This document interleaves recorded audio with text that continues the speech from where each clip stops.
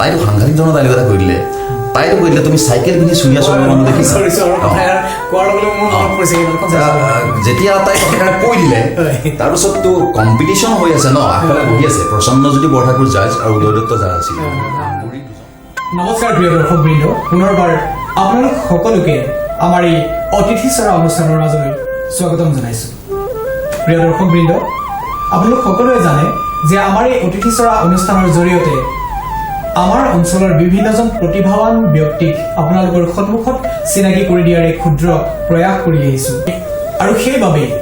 আমি আজিও এনে এজন ব্যক্তিক আমাৰ এই অনুষ্ঠানৰ মজিয়ালৈ আমন্ত্ৰণ কৰি আপোনালোকৰ সৈতে চিনাকি কৰি দিবলৈ আগবাঢ়িছোঁ আৰু তেওঁ আন কোনো নহয় আমাৰ নিচেই কাষৰ আমগুৰি খামন গাঁৱৰ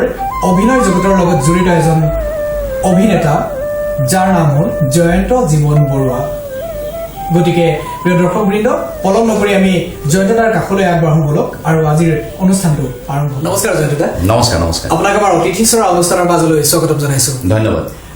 এইখিনিতে আমি দৰ্শক ৰাইজক এটা কথা জনাই থবলৈ পাই সুখী হৈছোঁ যে জয়ন্তদাই যিখন মহাবিদ্যালয়ত অধ্যয়ন কৰিছিল সেইখন হ'ল আমগুৰি অঞ্চলৰ একমাত্ৰ উচ্চ শিক্ষাৰ অনুষ্ঠান আমগুৰি মহাবিদ্যালয় আৰু সেই আমগুৰি মহাবিদ্যালয়তে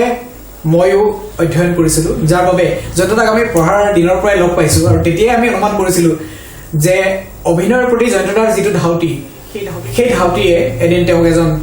সফল অভিনেতালৈ ৰূপান্তৰ কৰিব আৰু তাৰ ফলস্বৰূপে আজি জয়ন্তদাক অসমবাসী ৰাইজে ভ্ৰাম্যমানত অভিনয় কৰা এজন সফল অভিনেতা হিচাপে লাভ কৰিবলৈ সক্ষম হৈছে আমি আপোনাক খুব ভালদৰে চিনি পাওঁ সৰুৰে পৰা যিহেতু আপোনাক লগ পাই আহিছোঁ কিন্তু অসমবাসী ৰাইজৰ আগত আপোনাৰ পৰিচয়টো আপুনি নিজে দাঙি ধৰিলে আমি সুখী হওঁ নিশ্চয় তোমালোককতো মই লগ পাওঁ একেলগে আমি কলেজত আছিলোঁ তথাপিতো মোৰ চিনাকিটো মই দি দিছোঁ মোৰ নামটো শ্ৰী জয়ন্ত জীৱন বৰুৱা মোৰ শিৱসাগৰ আমগুৰি খামন গাঁৱত ঘৰ মোৰ দেউতাৰ নাম শ্ৰীযুত কমলেশ্বৰ বৰুৱা আৰু মাৰ নাম শ্ৰী মামণি বৰুৱা পেছাত মই এজন অভিনেতা আৰু বৰ্তমান মই ভ্ৰাম্যমান থিয়েটাৰৰ লগত জড়িত হৈ আছোঁ বাৰু জয়ন্তদা প্ৰথমে আপোনাক এটা কথা জনাই থব বিচাৰো যে আমি আজি দৰ্শক ৰাইজৰ আগত কিছু কথা পাতিম কিন্তু সেই গোটেই কথাখিনি আমি খুব ঘৰুৱাকৈ পাতিব বিচাৰিছোঁ একদম একদম একদম সঁচা কথা খুব ঘৰুৱাকৈ কথা পাতিম যিহেতু আমি মানে কলেজত পঢ়াৰ পৰা আমি একেলগে থকা নিচিনাকৈ আছোঁ গতিকে আমি কথাখিনি তেনেকৈ পাতিম আৰু দৰ্শক ৰাইজৰ লগতো মই নৰ্মেলিও মানে থিয়েটাৰৰ লগত জড়িত হৈ থাকোঁতেও মই এনেকেই কথা পাতোঁ ঘৰুৱাভাৱে কথা পাতোঁ আৰু মই ঘৰুৱা হৈ থাকি ভালো পাওঁ সেইকাৰণে ঘৰুৱাকৈ কথা ক'ম আৰু প্ৰথমতে মই তোমালোকৰ ৰুচাংগিৰি সাংস্কৃতিক গোষ্ঠী আমগুৰিৰ যিটো মানে তোমালোকে যে যিটো অনুষ্ঠান অতিথি চৰা বুলি যিটো অনুষ্ঠান তোমালোকে আৰম্ভ কৰিছা এটা সেই অনুষ্ঠানটোলৈ মই শুভেচ্ছা জ্ঞাপন কৰিছোঁ আৰু তোমালোকক ধন্যবাদ জ্ঞাপন কৰিছোঁ এইবাবেই যে তোমালোকে এই অনুষ্ঠানটোৰ যোগেদি আমগুৰি অঞ্চলৰ নহয় আচলতে আমাৰ এই অঞ্চলৰ বিভিন্ন লোকক তোমালোকে দৰ্শক ৰাইজৰ সন্মুখত চিনাকি কৰাই দিছা এইটো এটা সুন্দৰ এটা মহৎ প্ৰচেষ্টা আৰু তাৰ বাবে মই তোমালোকক পুনৰবাৰ ধন্যবাদ জ্ঞাপন কৰিছোঁ আৰু আশা ৰাখিছোঁ দৰ্শক ৰাইজে ৰুচাংগিৰি সাংস্কৃতিক গোষ্ঠীৰ এই প্ৰচেষ্টাক এই অতিথি চৰাক যেন আঁকোৱালি লয় তাৰ বাবে মই তেওঁলোকক আহ্বান জনাইছোঁ এইখিনিতে আপোনাৰ কথাৰ আঁত ধৰি আচলতে মই দৰ্শক ৰাইজক জনাব বিচাৰোঁ আচলতে অতিথি চৰা আমাৰ এটা সপোন মানে এই কথাটো আমি কেনেকৈ ভাবিলোঁ অতিথি চৰাৰ কথা যিহেতু ওলাইছে প্ৰসংগটো গতিকে দৰ্শক ৰাইজক এটা কথা জনাই থবলৈ পালে আমি ভাল পাম যে বহুত দিনৰ আগতে মনত এটা সপোন পৰি ৰাখিছিলোঁ যে যিসকল মানুহক অসমৰ ৰাইজে বা যিসকল মানুহ অসমৰ ৰাইজে চিনি পায় তেওঁলোকক চিনাকি কৰি দিয়াৰ বাবে যথেষ্ট মাধ্যম আছে বা তেওঁলোকৰ কাৰণে কোনো প্লেটফৰ্মৰ অভাৱ নহয় কিন্তু অভাৱ ক'ত হয় য'ত কেমেৰাই কিছু মানুহ ঢুকি নাপায় কিছুমান অঞ্চলত এনেকুৱা প্ৰতিভাৱান ব্যক্তি আছে তেওঁলোকৰ প্ৰতিভা হয়তো সময়ৰ সোঁতত হেৰাই গুচি যাব আৰু সেই প্ৰতিভাৱান ব্যক্তিসকলৰ যিখিনি প্ৰতিভা আছিল তাৰ কিয়দংশও যদি আমি বাণীবদ্ধ ৰূপত ধৰি ৰাখিব পাৰোঁ আৰু ভৱিষ্যত প্ৰজন্মই সেই প্ৰতিভাখিনি দেখি তাৰ পৰা যদি অনুপ্ৰাণিত হয় তেতিয়াহ'লে আমি আমাৰ কষ্ট সাৰ্থক হ'ব বুলি এইটো এটা মহৎ প্ৰচেষ্টা তোমালোকে লৈছা আচলতে সপোন মানুহে দেখিব লাগে সপোন নহ'লে আচলতে জীৱনত আগুৱাব নোৱাৰে আৰু তোমালোকে যিটো সপোন দেখি এইটো কামত আগুৱাইছা তোমালোকে সফল হ'বা আৰু আচলতে সঁচা কথা মানে আমাৰ অসমত প্ৰতিভাৰ অভাৱ নাই মই অসমৰ কথা ক'বলৈ নাযাওঁ আমাৰ অঞ্চলটোত কোনো প্ৰতিভাৰ অভাৱ নাই অভিনয় ক্ষেত্ৰতে হওক মানে সংগীতৰ ক্ষেত্ৰতে হওক বা যিকোনো সামাজিক দিশতে হওক প্ৰতিটো দিশতে কিন্তু প্ৰতিটো দিশতে এটা প্ৰতিভা লুকাই আছে এতিয়া মই আজি কওঁ মই আমগুৰি অঞ্চলৰ পৰা গৈ ভ্ৰাম্যমানত অভিনয় কৰি আছোঁ সফল হৈছোঁ বিফল হৈছোঁ ক'বলৈ যোৱা নাই মই অভিনয় কৰি আছোঁ আজি একেধাৰে মই 10 বছৰ অভিনয় কৰি আছোঁ কিন্তু মোতকে 100% ভাল অভিনেতা আমগুৰিত এতিয়াও আছে মানে যিসকলে মোতকে 100% ভাল অভিনয় কৰে গতিকে সেইসকল প্ৰতিভা কিবা কিবি কাৰণত হয়তো ঘৰুৱা অসুবিধাই হওক তেওঁলোকে ধৰক ওলাই নাই যোৱা ভ্ৰমণত যোৱা নাই মইতো কোৱা নাই যে তেওঁলোক বিফল হ'ল তেওঁলোক কিন্তু এজন প্ৰতিজনেই নিজৰ নিজৰ জেগাত একোজন সফল অভিনেতা গতিকে তেওঁলোকক দৰ্শক ৰাইজৰ সন্মুখত অসমবাসীৰ সন্মুখত চিনাকি কৰি দিয়াৰ যিটো তোমালোকৰ প্ৰচেষ্টা লৈছা এটা মহৎ প্ৰচেষ্টা তোমালোকৰ সফল হ'ব আৰু দৰ্শক ৰাইজে তোমালোকক আঁকোৱালি ল'ব পুনৰ দৰ্শক ৰাইজক ক'লো যে আপোনালোকে এই লুচেংৰি সাংস্কৃতিক গোষ্ঠী আমগুৰিৰ যিটো অতিথি সেৱা অনুষ্ঠান আপোনালোকে আঁকোৱালি লওক নিশ্চয় যোনকেইটা আমাৰ তৰফৰ পৰা আপোনাক আন্তৰিক ধন্যবাদ আৰু কৃতজ্ঞতা জ্ঞাপন কৰিছো আমাৰ অতিথি চৰাৰ বিষয়ে দৰ্শক ৰাইজক আপুনি ইমান সুন্দৰকৈ বুজাই দিলে আৰু আমিও আশা কৰিছো দৰ্শক ৰাইজে নিশ্চয় আমাৰ অনুষ্ঠানটো চাই ভাল পাব আৰু আমাক সাহস দিব প্ৰেৰণা দিব আৰু আমাক আগুৱাই যোৱাত সহায় কৰিব ঠিক আছে বাৰু যদি আমি আজি অনুষ্ঠানটোৰ মাজলৈ আগবাঢ়ি যাব বিচাৰিছো এইখিনিতে আমি জানিব বিচাৰিম প্ৰত্যেকৰে নিজৰ শৈশৱৰ কিছু স্মৃতি জড়িত হৈ থাকে নিজৰ লগত এইখিনিতে আপোনাক এটা কথা সুধিব বিচাৰিছো আপুনি অভিনয় জগতৰ লগত শৈশৱত কেতিয়াৰ পৰা জড়িত হৈ পৰিছে অভিনয় জগতৰ লগত কেতিয়াবা জড়িত হৈ পৰিছিলোঁ সৰুকালত আপুনি কেতিয়া অভিনয়ৰ লগত জড়িত হৈছিল হয় মই এতিয়া প্ৰথমতে কওঁ মোৰ জন্ম ইয়াতে যদিও মই ৪ৰ্থমান শ্ৰেণীলৈকে আমগুৰিত পঢ়িছিলোঁ মই চাৰিঙাপুখুৰী LP স্কুলত মই পঢ়িছিলোঁ তাৰপিছত মোক মা দেউতাই মোৰ এনাইদেউহঁতৰ ঘৰত এনাইদেউ মানে মোৰ মাৰ মাকৰ ঘৰত বামুণপুখুৰীত জাজি বামুণপুখুৰীত মোক তাতে পঢ়াইছিলে মানে মোৰ মামাহঁতে মোৰ নিচাদহঁতে তাতে তেওঁ মোক পঢ়াবৰ কাৰণে লৈ গ'ল আৰু তাতে এটা প্ৰথম গৈ পোৱাৰ পিছৰ পৰা এটা সাংঘাতিক ধৰণৰ সাংস্কৃতিক পৰিৱেশ এটা পাইছিলোঁ বিশেষকৈ এই বামুণপুখুৰী অঞ্চলত প্ৰত্যেকে জানে বামুণপুখুৰী অঞ্চলত এটা খুব ভাল ৰাস হয় ভাওনা হয় ঠিক তেনেকৈ মই তাতে যেতিয়া মই হাইস্কুলত পঢ়ি আছিলোঁ মই 5ৰ পৰা মেট্ৰিকৰ দেওনালৈকে তাতে পঢ়িলোঁ আৰু তেতিয়াৰ পৰাই তাতে ৰাস হয় ৰাস চাব যাওঁ প্ৰথম বছৰ দিয়া নাছিল তাৰ পিছৰ বছৰৰ পৰা মোক মানে ৰাসত কালিয়া দমন কৰা কৃষ্ণ পাৰ্টটো কৰিব দিয়ে বাকী নিদিয়ে অকল সেই কালিয়া দমন কৰা কৃষ্ণ পাৰ্টটো আৰু কৰিব দিয়ে কিন্তু ৰাসত সেই কালিয়া দমনৰ কৃষ্ণৰ খুব গুৰুত্বপূৰ্ণ ভূমিকা থাকে আৰু তেতিয়া যেতিয়া কৰিব দিলে তেতিয়াৰ পৰাই অলপ অলপকে মই এই মানে আকৰ্ষিত হ'ল অভিনয় দিশত মানে ৰাসত কৰিলোঁ মানে ভাল লাগে ৰাসত যেতিয়া মই কালি দমন কৰিলোঁ কৰি কৃষ্ণ কৰি ওলাই মানে আহোঁ আৰু মেকআপ চেকআপ মচু পিছদিনাখন গৈ মোক কোনোবা মামা দুজনমান যায় ভাগিন কালি বৰ ধুনীয়া নাচিলিও এনেকৈ বুলি কয় ভাল লাগে মন সেইটোৱে আচলতে উৎসাহ এটা শক্তি পালোঁ তেনেকেই বামুণপুখুৰী হাইস্কুলত মই পঢ়িছিলোঁ ক্লাছ 7 মানৰ এটা ঘটনা হ'ব তাতে আমাৰ যিটো বিদ্যালয় সপ্তাহটো যে হয় তাতে একাংকিকা নাটক কম্পিটিশ্যন হয় মনতে ভাল হ'ল আমি নাটক এখন কৰিম তাতে এজন মামা আছিল নামটো এতিয়া মনত পেলাব নৱজ্যোতি এজন মামা আছিল তেওঁ আমাক খুব নাটক শিকায় তেওঁ এখন নাটক দিলে কৰিবলৈ মেৰপেচ নাট্যকাৰ কোন মই পাহৰি গ'লোঁ ক্ষমা বিচাৰিছোঁ সেই নাটকখন কৰিব গ'লোঁ 35 মিনিটৰ এখন নাটক 4জনমান চৰিত্ৰ আছিল মূল চৰিত্ৰটো মোৰে আছিল মঞ্চত উঠাৰ পিছততো মোৰ ভয় লাগিছিল সেই 35 মিনিটৰ নাটকখন মোটামুটি 7 মিনিট মানৰ নাটকখন মানে শেষ কৰিবলগীয়া হ'ল মানে ড্ৰপ পেলাই দিবলগীয়া হ'ল মোৰ মানে জীৱনৰ প্ৰথম নাটক মেৰপেচ আৰু অভিজ্ঞতা সেইটো যে কি ক'ব লাগে পাহৰি ড্ৰপখন পেলাবলগীয়া হ'ল প্ৰাইজ পোৱাটোতো পিছৰ কথা পিছৰ পৰিৱেশটো তুমি আৰু কেনেকুৱা হ'ব পাৰে গম পাব পাৰা মানে অভিনয় কৰিবলৈ যোৱা প্ৰথম প্ৰচেষ্টাটো বেলেগ ধৰণৰ নাই হয় মানুহৰ জীৱনত কিছুমান ঘটনা ঘটে বাৰু কিন্তু সেইটো হয়তো আপোনাৰ সেই সময়ত নাৰ্ভাছনেছ এটা আপোনাৰ আহিল চাগে যথেষ্ট সেইটো কাৰণে তেনেকুৱা এটা পৰিস্থিতিৰ সৃষ্টি হ'ল যথেষ্ট হ'ল আৰু তাৰপিছৰ পৰাই তাতে নাটক তাৰপিছত কৰা নহ'ল কিন্তু দেই মই তাৰপিছত নাটক নকৰিলোঁ আৰু তেতিয়া মানে এই লোকগীত গাওঁ লোকগীত গাব চেষ্টা কৰোঁ কিন্তু ভাওনা তেতিয়া তাতে মানে ৰাসত সেই পাৰ্টটো মই মেট্ৰিক পাছ কৰালৈকে সেই কালিয়া দমনটো কৰি থাকিবলগীয়া পালোঁ কিন্তু তেনেকেই শৈশৱকালটোত মই অভিনয়ৰ প্ৰতি আকৰ্ষিত হ'লোঁ ঠিক আছে আমি এই কথাখিনি জানিবলৈ পাই খুব ভাল পালোঁ আমি এইখিনিতে আৰু এটা কথা জানিব বিচাৰিম যিহেতু আপুনি আজি কথা প্ৰসংগত প্ৰথমতে কৈছিলে যে বিগত 10 বছৰ ধৰি আপুনি ভ্ৰাম্যমান জগতৰ লগত জড়িত হৈ আছে সেয়ে আমি অসমবাসী ৰাইজক জনাই দিবৰ বাবে অনুৰোধ কৰিছোঁ আপুনি কেতিয়া ভ্ৰাম্যমান জগতত প্ৰথম খোজটো পেলাইছিলে আৰু কিদৰে আপুনি ভ্ৰাম্যমান জগতৰ প্ৰতি আকৰ্ষিত হ'ল প্ৰথম মই ভ্ৰাম্যমান জগতত প্ৰথম খোজ পেলাইছিলোঁ অসমৰ এখন প্ৰতিষ্ঠিত থিয়েটাৰ জ্যোতিৰূপা থিয়েটাৰ আমাৰ ডিমৌ নিতাই পুখুৰী এখন থিয়েটাৰ স্বৰ্গীয় গোলাপ বৰগোহাঁইদেৱৰ প্ৰযোজিত এখন থিয়েটাৰ কিন্তু মই যেতিয়া থিয়েটাৰখনত অভিনয় কৰিব গৈছিলোঁ তেতিয়া প্ৰযোজিকা হিচাপে আছিল আৰতী বৰগোহাঁই বাইদেউ সেইটো হ'ল 2010-11 বৰ্ষৰ ঘটনা মই আচলতে ঘটনাটো অলপ মানে ইণ্টাৰেষ্টিং ঘটনা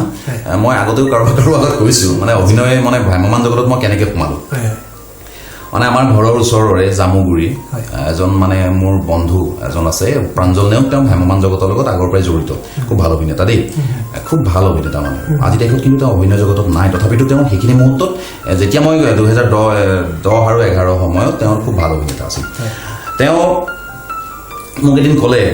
মই তেতিয়া বিশেষ কাম বন নাই আৰু ঘৰতে আছোঁ তাৰ আগৰ ঘটনাখিনি ক'ম বাৰু পিছত ক'ম কি মই কি কৰি আছিলোঁ কলেজ লাইফৰ কথাও ক'ম কিন্তু এতিয়া প্ৰথমতে যিহেতু ভ্ৰাম্যমানৰ কথাটো আহিলে সেই ভ্ৰাম্যমানৰ কথাটো মই কৈ দিম সি মোক ক'লে যে মই কাইলৈ তেতিয়া জুলাই মাহটো সোমাইছে নেকি মই যেনেকৈ সি ক'লে যে কাইলৈ মই জ্যোতিপ্ৰভা থিয়েটাৰত যাম এই বছৰ আমাৰ কাইলৈৰ পৰা ৰিহাৰ্চেল আছে তই যাবি নেকি মোক থৈ গুচি ঠিক আছে মই কাম বনাই যিহেতু যাম ভাল লাগিব এইটো যিহেতু নাটক তেতিয়া নাটকৰ প্ৰতি ধাউতিটো আছে নাটক কৰি আছোঁ তেতিয়া মানে ভালকৈ নাটক কিবা ভাল মানে নাটক কৰোঁ আৰু ভাল বেয়া নাজানো নাটক কৰোঁ গ'লোঁ জ্যোতিপ্ৰভা থিয়েটাৰত গ'লোঁ গৈ ঠিক 4টা বজাত পালোঁ আৰু সিটো তেতিয়া জ্যোতিপ্ৰভা থিয়েটাৰৰ সেই বছৰৰ তেওঁ নায়ক মানে হিৰো প্ৰাঞ্জল নেওগ হিৰো তাৰ লগত মই গৈছোঁ চবেই গুৰুত্ব দিছে হিৰোৰ লগত এটা ল'ৰা গৈ আছে গুৰুত্ব দিছে ভাবিছে ইয়ে অভিনেতা নতুন অভিনেতা আহিছে মই জানো মইতো তাক থ'ব গৈছোঁ গতিকে ইমান ভয় ভাৱ নাই আৰু একদম মানে ধুনীয়াকৈ ঘূৰি ফুৰিছোঁ মালিকনীয়ে লক্ষ্য কৰি আছে কিজান পিছফালে যেতিয়া সেইদিনাখন মুহূৰ্ত হৈছে ষ্টেজত মুহূৰ্ত কৰেতো প্ৰথম দিনা মানে যিদিনাখন নাৰিকল ভাঙে নাটকখন মুহূৰ্ত কৰে সেইদিনাখন মানে সেইদিনাখন মঞ্চৰ আৰম্ভণি হৈছে আৰু আখৰাৰ আৰম্ভণি হৈছে প্ৰত্যেকেই ব্যস্ত ময়ো পিছফালে দৰ্শকৰ শাৰীত বহি আছোঁ ফালে অভিনয় মানে ঠিক হৈছে আৰু জ্ঞানদা বৰা আছিল জ্ঞানদা বৰাৰ ভায়েক পুণ্যদা বৰা খুব এজন ভাল পৰিচালক তেওঁ নাটকখনৰ পৰিচালনা কৰিছিল অৱতাৰ সিঙৰ এখন নাটক আছিল অৱতাৰ সিঙৰ নাটক এখন আছিল কিবা নামটো পাহৰি গৈছিলোঁ মই কম পিছত কম তাৰপিছত অভিনয় কৰি আছে তেনেকুৱাতে মই চাই আছোঁ তেনেকুৱাতে মালিকনে তোমাৰ নামটো কি আছিল এনেকৈ কৈছে মই কৈছোঁ জয়ন্ত মোৰ নামটো জয়ন্ত জীৱন বৰুৱা ক'ৰ পৰা আহিছে মই প্ৰাঞ্জল নেওগৰ লগত আহিছোঁ অভিনয় কৰা নাই কৰোঁ কেতিয়াবা এনেকৈ কৰোঁ কৰিবা নেকি ইয়াতে কৰিব মানে নহয় তুমি এনেকৈ ধৰক কৰিব পাৰিবা নেকি মানে ইয়াতে এনেই আজি কৰিব পাৰিবা নেকি মই কৈছোঁ ঠিক আছে কৰিম কি ডাঙৰ ভয় কৰিবলগীয়া কথা নাই যিহেতু থিয়েটাৰ নাথাকে কাইলৈ গুচি আহিম ন কৰিবলগীয়া কি কথা আছে চ' মঞ্চত উঠিলোঁ ডাইলগ কেইটামান ক'লোঁ গুচি আহিলোঁ কিন্তু সেই যে মই মঞ্চত উঠিলোঁ ডাইলগ কেইটা ক'লোঁ প্ৰথম ভ্ৰাম্যমানৰ মঞ্চত আপুনি অভিনয় কৰোঁ মানে অভিনয় মানে মঞ্চত নহয় এই যে মুহূৰ্তৰ দিনাখন মানে কিবা এটা কাৰণত মোক তেওঁ মালিকনীয়ে মাতি নি ক'লে যে তুমি এই ডাইলগ কেইটা মাতা প্ৰথম খোজ মাতিলোঁ মুহূৰ্তৰ এটা দুটামান চিনে কৰে তাৰপিছত শেষ হ'ল ভাত পানী চবেই খালে মোক মাতি নিছে কৈছে তুমি থিয়েটাৰ থাকিবা নেকি মইতো প্লেন নাই একেবাৰে মই তাক থ'ব গৈছোঁ ভবা নাই থিয়েটাৰ ভ্ৰাম্যমান যাম বুলি ভবা নাই মানে মই যোগ্য বুলি নাভাবোঁ এতিয়া ভ্ৰাম্যমানটো বৰ বেলেগ এখন জগত বুলি ভাবি বৰ ডাঙৰ জগত আমাৰ অসমৰ গৌৰৱ আছে সেইটো মানে মই ভবা নাই তাতে ক'লে তাৰ মনটো অকণমান মানে কিবা লাগিছে যে কৈছে থাকিব লাগিব থাকিবা নেকি একেষাৰ থাকিম বুলি নগ'লোঁ কিন্তু যে ঘৰত সুধিব লাগিব নেকি ঠিক আছে ৰাতিপুৱা কাইলৈ গুচি যাবা তুমি ঘৰত সুধি যাবা তাৰপিছত সেইকেইটা দিনত মানে মোৰ ঘৰৰ মানুহখিনি মানে মোৰ ওপৰত কিবা এটা কামত খং আছিল কিজান পিছদিনাখন ঘৰলৈ নাহিলোঁ কৈ দিলোঁ যে মই থাকিম আৰু থিয়েটাৰত এনেকৈ বুলি ক'লোঁ থাকিম থিয়েটাৰত দুদিনৰ পিছত যাম থাকিম বুলি ক'লোঁ ভালেই পালোঁ ভালেই পালে মানে মালিকনী পিছদিনাখনৰ পৰা মই পূৰ্ণতম ৰিহাৰ্চেল আৰম্ভ কৰিলোঁ আৰু সেই বৰ্ষ যে 2010-11 বৰ্ষত সেই যে প্ৰাঞ্জল নেওগক থ'বলৈ গৈ মই ভ্ৰাম্যমান জগতত মানে সোমালোঁ সেই 2010-11 বৰ্ষৰ পৰা আজি ডেটলৈকে মই অভিনয় কৰিলোঁ ধৰা জ্যোতিপ্ৰভাত থাকিলোঁ তাৰপিছত ৰাজমহল থিয়েটাৰ গ'লোঁ তাৰপাছত ৰাজমহলৰ পিছত আহিলোঁ মই সূত্ৰধাৰ থিয়েটাৰ সুদৰ্শন থিয়েটাৰ বীণাপানী থিয়েটাৰ মই এখন থিয়েটাৰত নামটো ক'ব লাগিব যিহেতু মই সেইখন থিয়েটাৰত গৈছিলোঁ ভাগ্যদেৱী থিয়েটাৰ কিন্তু মই মোৰ ব্যক্তিগত অসুবিধাৰ বাবে ভাগ্যদেৱী থিয়েটাৰ গুচি আহিলোঁ গুচি আহি মই নাথাকি মই বীণাপানী থিয়েটাৰত গ'লোঁ বীণাপানী থিয়েটাৰত গ'লোঁ তাৰপিছত বীণাপানীৰ পিছত আহিলোঁ প্ৰাগজ্যোতিক থিয়েটাৰ আৰু যোৱাটো বৰ্ষত মই কোহিনূৰ থিয়েটাৰ আৰু অনাগত বৰ্ষতো মই কোহিনূৰ থিয়েটাৰৰ লগতে চুক্তিবদ্ধ হৈ আছোঁ যদি COVID-19 এইটো গুচি যায় তেতিয়াহ'লে আমি থিয়েটাৰৰ জগতত আকৌ পুনৰ অহা বছৰ লগ পাম নিশ্চয় প্ৰিয় দৰ্শকবৃন্দ আপোনালোকে বহুখিনি কথা জয়ন্তদাৰ পৰা জানিব পাৰিলে নিশ্চয় তেওঁ কেনেকুৱা এটা পৰিস্থিতিত পৰি আচলতে ভ্ৰাম্যমান জগতত প্ৰথম খোজটো পেলাইছিলে কথাখিনি জানি আমি খুবেই ভাল পালোঁ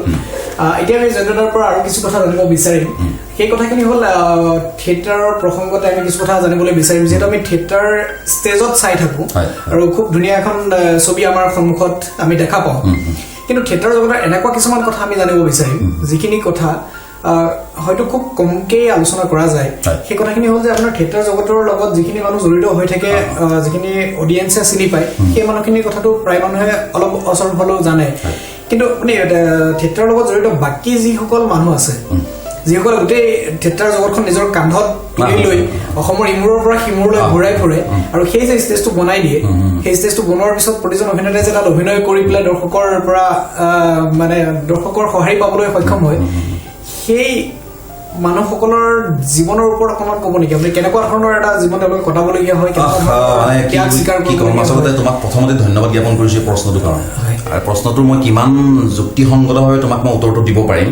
এইটো মানে মই ক'ব নোৱাৰোঁ তথাপিতো তুমি যিটো প্ৰশ্ন কৰিলা এই প্ৰশ্নটো বহুতে এৰাই চলে মানে বহুতে নহয় এই প্ৰশ্নটো আচলতে মানুহ কাৰোবাৰ মনত আহিলেও মানে আমাৰ আমিবোৰৰ কাৰণে মানে আমি ধৰ মঞ্চত অভিনয় কৰোঁ আজি সাধাৰণ দৰ্শকে আমাক মঞ্চত চালে ভাল পালে আমাক বাহ এটা দি বা আমাক বেয়া পালে গালি পাৰি গুচি গ'ল কিন্তু এই যে আমি যে অভিনয় কৰি আছোঁ আমি যিখন মঞ্চত অভিনয় কৰি আছোঁ আমি যিটো প্ৰকাণ্ড অট্টালিকা এটাত আছোঁ সেই অট্টালিকাবোৰ আঁৰত যে ৩০-৪০ জন মানুহৰ কেঁচা ঘাম জড়িত হৈ আছে সেই কথাটো কিন্তু সেই দৰ্শকসকলে বুলি নহয় আমিও কেতিয়াবা অনুভৱ নকৰোঁ আচলতে সঁচা কথা তুমি বৰ ডাঙৰ প্ৰশ্ন কৰিলা ডাঙৰ এটা কথা সুধিলা এইটো নহয় যে তেওঁলোকে জানিব মন যায় তাৰমানে মনত খুন্দিয়াই থকা কথাটো আজি মই ভাবিলোঁ আপোনাক এবাৰ সোধাটো খুবেই প্ৰয়োজন আছে খুব ভাল কথা এইটো খুব ভাল প্ৰশ্ন আচলতে কি বুলি ক'ম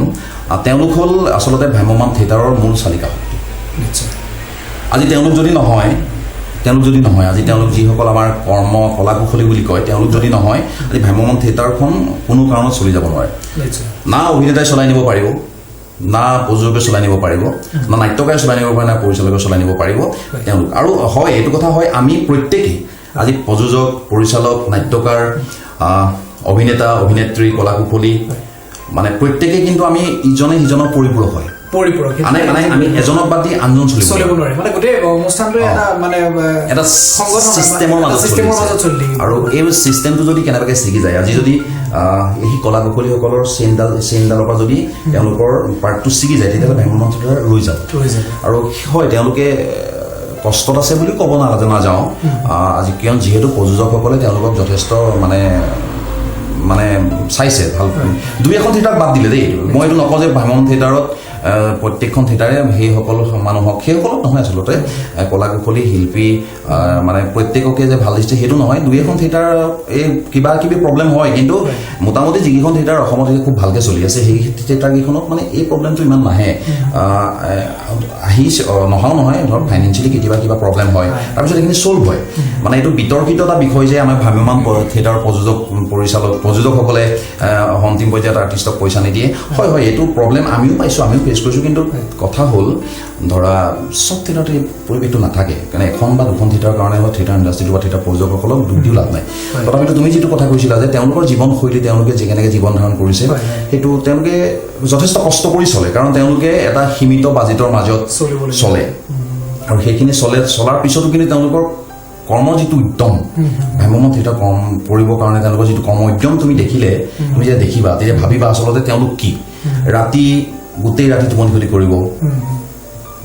কিবা বনাব এটা ঘৰ আমাৰ এটা বিল্ডিং বনাব লাগে আমি দৰ্শকে চাই বাবা দিলোঁ ওপৰত মানে মানুহ উঠি খোজকাঢ়ি থাকিব সেইটো বনাবৰ কাৰণে 3 মিনিট বা 4 মিনিট সময় পায় সেই কথাখিনি আচলতে সেই টেকনিকেল পাৰ্টখিনি আজি আমি আপোনাৰ পৰা জানিব বিচাৰিছোঁ মানে আমি থিয়েটাৰ চাই খুব ভাল পাওঁ আৰু যেতিয়া মই আগতো এবাৰ মৃদুলাৰ লগত অলপ কিছু কথা পাতিছিলোঁ তেতিয়াও কৈছিলোঁ যে যেতিয়া মাইকৰ চাউণ্ডটো শুনো বুলি থিয়েটাৰ এখন আহে তেতিয়া কেতিয়া 5টা বজাৰ কেতিয়া মানে চাবলৈ যাওঁ তেনেকুৱা নিচিনা ভাৱে নাহে কিন্তু গোটেই থিয়েটাৰৰ কাৰুকাৰ্যৰ ভিতৰৰ দিশটো যে এতিয়া ধৰক এটা চিন আছে সেই চিনটো কৰিবলৈ যাওঁতে তাৰ অন্তৰালত থকা কিছু কাৰিকৰী দিশটো সাংঘাতিক গুৰুত্বপূৰ্ণ আৰু গোটেই বস্তুটো মানে এটা প্লেনিঙত হয় দেই মানে ধৰা এনেকুৱা ধৰণৰ নাট্যকাৰজনেও সেই প্লেনিঙত জড়িত হৈ থাকিব ধৰক এই প্ৰত্যেকটো বস্তু নিখুঁত হ'ব এখন নাটক আমি কৰিছোঁ সেই নাটকখনত এটা চিন চলি আছে ঘৰুৱা চিন এটা চলি আছে পিছৰ চিনটোত এখন মানে জাহাজ দেখাব লাগে মানে এক্সাম্পল কৰোঁ গতিকে সেই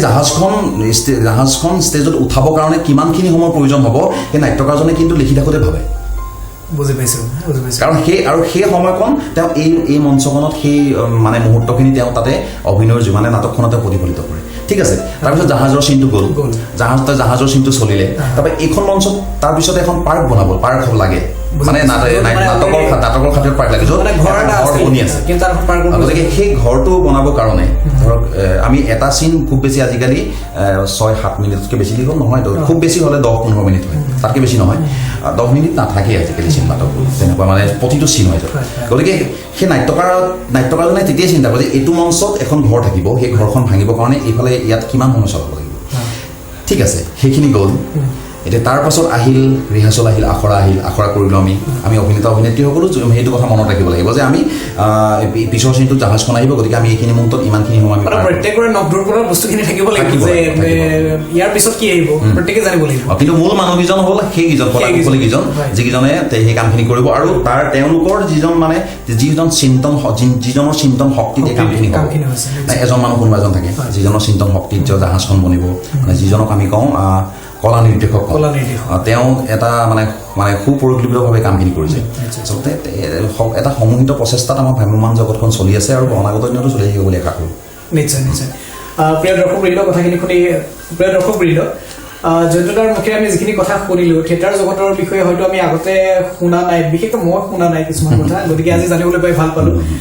বাৰু জয়ন্তদা এইখিনিতে আৰু এটা কথা জানিবলৈ মোৰ মন গৈছে এই আমি কিছু ক্ষেত্ৰত দেখা পাইছোঁ থিয়েটাৰ জগতত আমি নিঃসন্দেহে এটা কথা মানি ল'ব লাগিব যে থিয়েটাৰ ইণ্ডাষ্ট্ৰীটো অসমৰ এটা থলুৱা উদ্যোগ যিটো উদ্যোগে 100% থলুৱা উদ্যোগ আৰু সেই উদ্যোগটোক লৈ আমি প্ৰত্যেকজন অসমীয়া হয়তো আমি গৌৰৱ অনুভৱ আৰু আগ্ৰহ থাকি জানা এই উদ্যোগটো এনেকুৱা এটা উদ্যোগ যে কোনো মুহূৰ্তত চৰকাৰী সাহায্যৰ বাবে অপেক্ষা কৰি নাথাকে হয় চৰকাৰে সাহায্য নিদিয়া নহয় দেই চৰকাৰে সাহায্য দিয়ে কিন্তু কথা হ'ল এই উদ্যোগটো চৰকাৰী সাহায্যৰ কাৰণে ৰৈ নাথাকে বুজি পাইছোঁ এইটো একদম সম্পূৰ্ণ বস্তুটো নিৰ্ভৰ কৰে সম্পূৰ্ণ বস্তুটোৱে চলি আছে আমাৰ ৰাইজৰ অসমীয়া ৰাইজৰ মৰম আশীৰ্বাদৰ ওপৰত চলি থকা বহুত ডাঙৰ কথা আবেগ আপুনি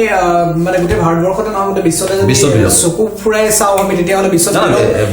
বিশ্বত একমাত্ৰ অসমতে আছে এইটো উদ্যোগ অসমতে আছে ভ্ৰাম্যমান উদ্যোগ অসমতে আছে ভাবিলে খুব আচৰিত আৰু খুব জটিল যেন লাগে প্ৰক্ৰিয়াটো যিহেতু আপুনি বহুত কেইখন গাড়ীৰে বয় বস্তু কঢ়িয়াই নি পেলাই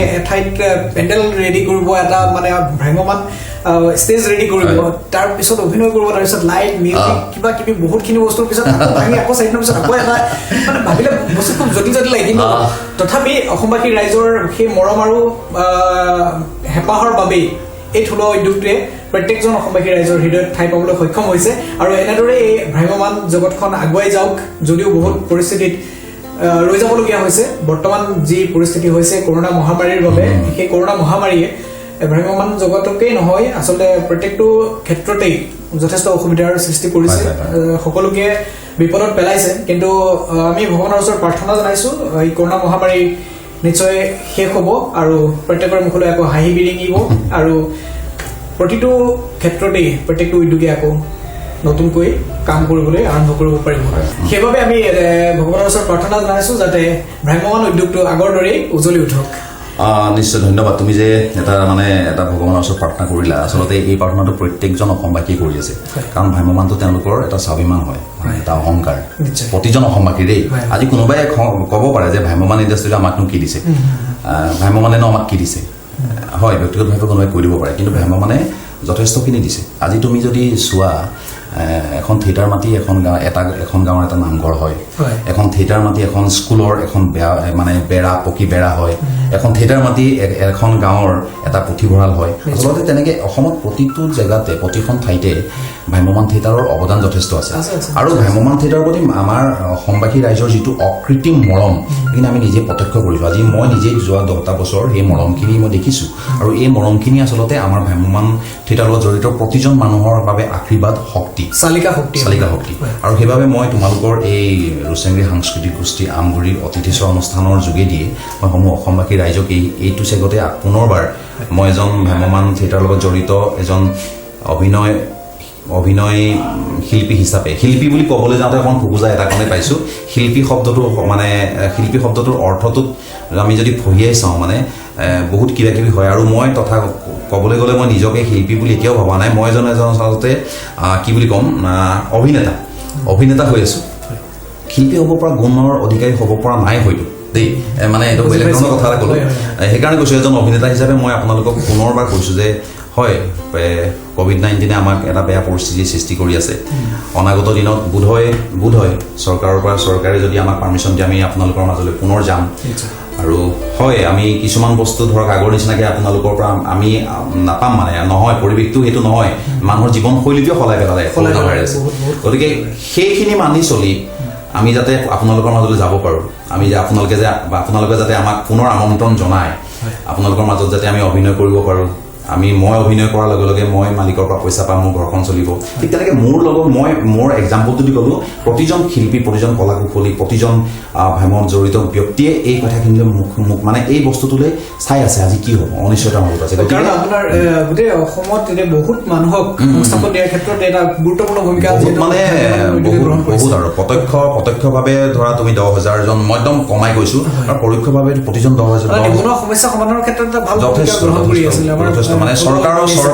চৰকাৰৰ মুখলৈ চাই নথকাকে এটা চলি থকা উদ্যোগ আছিল এইটো। আজিৰ তাৰিখত কিন্তু এই মুহূৰ্তত কওঁ যে এই উদ্যোগটোক চৰকাৰৰ অকমান মানে সহায়ৰ খুব মানে প্ৰয়োজনীয়তা অনুভৱ কৰা হৈছে। মানে হয়, এইটো প্ৰয়োজন হৈছেও, যিহেতু যোৱাটো বৰ্ষত মইতো নকওঁ যে কাৰ কাৰণে আমাৰ অলপ সমস্যা হ'ল, মই কাৰ এগেইনষ্ট বা ছাপৰ্টিভ কথাটো ক'ব বিচৰা নাই, কিন্তু কাৰ আন্দোলনৰ কাৰণে আমাৰ ভ্ৰাম্যমাণ ইণ্ডাষ্ট্ৰীটো অকণমান প্ৰভাৱ পৰিছিল। ঠিক তেনেকে কৰোণা ভাইৰাছটো একেবাৰে আমাৰ মষিময় কৰি পেলালে যোৱাটো বৰ্ষ, এটা মাহ। ঠিক অনাগত বৰ্ষটো কি হয় তাৰো ঠিক নাই। গতিকে মই ভাবোঁ দৰ্শক ৰাইজে যদি পৰিৱেশ ভাল হয়, দৰ্শক ৰাইজে পুনৰ আমাক আঁকোৱালি ল'ব, আৰু আশা ৰাখিছোঁ আপোনালোকে আকৌ পুনৰ মৰমখিনি আমাক দিব। নিশ্চয়, আমি সেই একেটা আশাকে কৰিছোঁ, অসমবাসী দৰ্শকে পুনৰ ভ্ৰাম্যমাণ জগতলৈ উভতি যাব পৰাকৈ কৰোণা মহামাৰীক আমাৰ মাজৰ পৰা বিদায় দিব, আৰু সেইটো আশাকে লৈ আমি ভ্ৰাম্যমাণ জগতৰ বিষয়ে আৰু কিছু কথা জানিবলৈ চেষ্টা কৰিম জয়দাদাৰ পৰা। ঠিক আছে জয়দাদা, আমি কথাখিনি আগুৱাই লৈ যাওঁ। আমি এইখিনিতে আৰু এটা কথা মোৰ মনলৈ আহিছে, আচলতে কথাটো সোধাটো কিমান দূৰ প্ৰাসংগিক মই নাজানো, কিন্তু তথাপি মনলৈ আহিছে যেতিয়া আপোনাক ঘৰুৱাভাৱে যিহেতু আমি কথাখিনি পাতিছো, দৰ্শক ৰাইজে ইয়াত যদি কিবা ভুল ভ্ৰান্তি হয় ক্ষমা কৰিব। মোৰ মনৰ প্ৰশ্ন এটাই আচলতে দাদা হিচাপে জয়দাদাক সুধিছো। আমি থিয়েটাৰ জগতখনত বহুত নাটকেই চাইছো, অৱশ্যে মই বহুত চাইছো বুলি ক'লে ভুল কোৱা হ'ব, দৰ্শক ৰাইজে চাইছে বাৰু, মই অভাৰঅল কথাটো সুধিব বিচাৰিছো। কিন্তু ক'ৰবাত কেতিয়াবা এটা প্ৰশ্ন উত্থাপন হয় যে নাটকৰ যিটো গভীৰতা, নাটকৰ অভিনয়ৰ ক্ষেত্ৰত আগত কি হৈছিলে, আগত মানে মই সেই অপৰূপা থিয়েটাৰৰ দিনৰ কথাৰ পৰা আৰম্ভ কৰি পেলাই আমাৰ দেউতাহঁতে জড়িত হৈ আছিলে সেই থিয়েটাৰৰ লগত, মানে জড়িত মানে অভিনয়ৰ ক্ষেত্ৰত নহয়, কিন্তু থিয়েটাৰ আনিছিলে, নামঘৰৰ কাম কাজ কৰিছিলে, যথেষ্টখিনি ৰাজহুৱা কামৰ কাৰণে থিয়েটাৰৰ যথেষ্ট সহযোগিতা আছিলে। থিয়েটাৰ এখন আমন্ত্ৰণ কৰি আনিছিলে, অপৰূপা থিয়েটাৰ আছিলে, এতিয়া যথেষ্ট পুৰণা থিয়েটাৰ। সেই থিয়েটাৰখনৰ এটা বেলেগ এটা ট্ৰেণ্ড আছিলে, ৰাইজে আঁকোৱালি লৈছিলে। ঠিক তেনেদৰে তাৰ মাজতো বহুত নাটক আহিলে, বহুত নাটক গ'ল, কিন্তু বৰ্তমান মানে বাণিজ্যিকীকৰণৰ প্ৰভাৱতে হওক বা বেলেগ অন্য কিবা বিষয় আছে যদিও মই নাজানো, কিন্তু কথাটো হ'ল যে থিয়েটাৰ এখন চাই থাকিলে আপোনাৰ পৰিয়ালৰ প্ৰত্যেকজন সদস্যই বহি নাটক এখন উপভোগ কৰিব পৰাৰ যিটো পৰিৱেশ, সেই পৰিৱেশটো ক'ৰবাত ম্লান হৈ গৈছে নেকি? ক'ৰবাত মানে কোনোবা কিছুমান নাটকৰ মাজত এনেকুৱাও উদাহৰণ আছে, মই বিশেষ দূৰলৈ নাযাওঁ, মই আমগুৰিতে অনুষ্ঠিত কেইখনমান থিয়েটাৰৰ কথা ক'ব বিচাৰিছোঁ, নাম মই নকওঁ এতিয়া, বৰ্তমান মোৰ নামবিলাক মনলৈ অহা নাই বাৰু, যে নাটক চাই থকাৰ মাজৰ পৰা দৰ্শক ওলাই আহিবলগীয়া হৈছে কিছু ক্ষেত্ৰত। মই কাকো দুখ দিবলৈ যোৱা নাই, মই কাৰো পৰা কোৱা নাই, কিন্তু আমি আচলতে থিয়েটাৰ বুলি ক'লে আমাৰ নিজৰ অন্তৰত এটা মানে টান এটা আছে থিয়েটাৰৰ প্ৰতি, গতিকে থিয়েটাৰ ভাল হোৱাটোৱে সদায় বিচাৰিম, আৰু সেইবাবে প্ৰশ্নটো সুধিছোঁ যে তেনেকুৱা হয় নেকি যাৰ বাবে মানে পৰিয়ালৰ প্ৰতিজন সদস্যই নাটকখন চাই থাকিবলৈ অকণমান অসুবিধাত পৰে, যাৰ বাবে আধাতে এৰি পেলাই ওলাই যাবলগীয়া হৈছে? কথাটো মানে কেনেকুৱা ধৰণৰ কথা হ'ল, এতিয়া হয় নাটকৰ যিটো মানে মানদণ্ড কথাটো মই ক'ব বিচৰা নাই, নাটকৰ বিষয়বস্তুটো কিন্তু অতীত আৰু অতীতৰ তুলনাত আজি তাৰিখত বহুত ধৰণৰ মানে পাৰ্থক্য আহি পৰিছে। এতিয়া ধৰা মই যেতিয়া ইয়াত আছিলোঁ, কলেজত পঢ়ি আছিলোঁ বা আমগুৰিত থাকোঁতে, তেতিয়া মই চাইকেল মাৰি আমি আমগুৰিত নাটক চাব আহোঁ,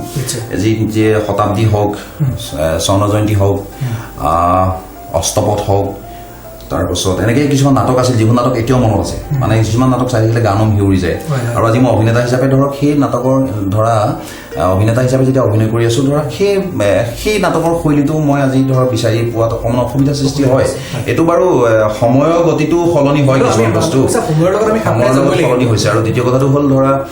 দৰ্শকৰ ৰুচিবোধৰো কিছু পৰিৱৰ্তন আহিছে বুলি এইটো কোৱা নাই যে দৰ্শকৰ ৰুচিবোধ নিম্ন খাপৰ হৈছে, মই এইটো ক'ব বিচৰা নাই। মই একজেক্টলি মোৰ পইণ্টটো সেইটোৱে হয়, মানে আমি সময়ৰ লগত মানুহ যিহেতু পৰিস্থিতিৰ দাস, আৰু সময়ৰ লগত আমি মিলি যাবই লাগিব, কিন্তু তাৰ মানে মই এইটোকে বিচাৰিছো যে নাটকখনৰ মানদণ্ডটো কমি নাযাওক, মানে নাটকখনৰ মানে কি বুলি কম এতিয়া বস্তুটো আচলতে মানে প্ৰত্যেকজন দৰ্শকে একেলগে বহি কৰিব পৰা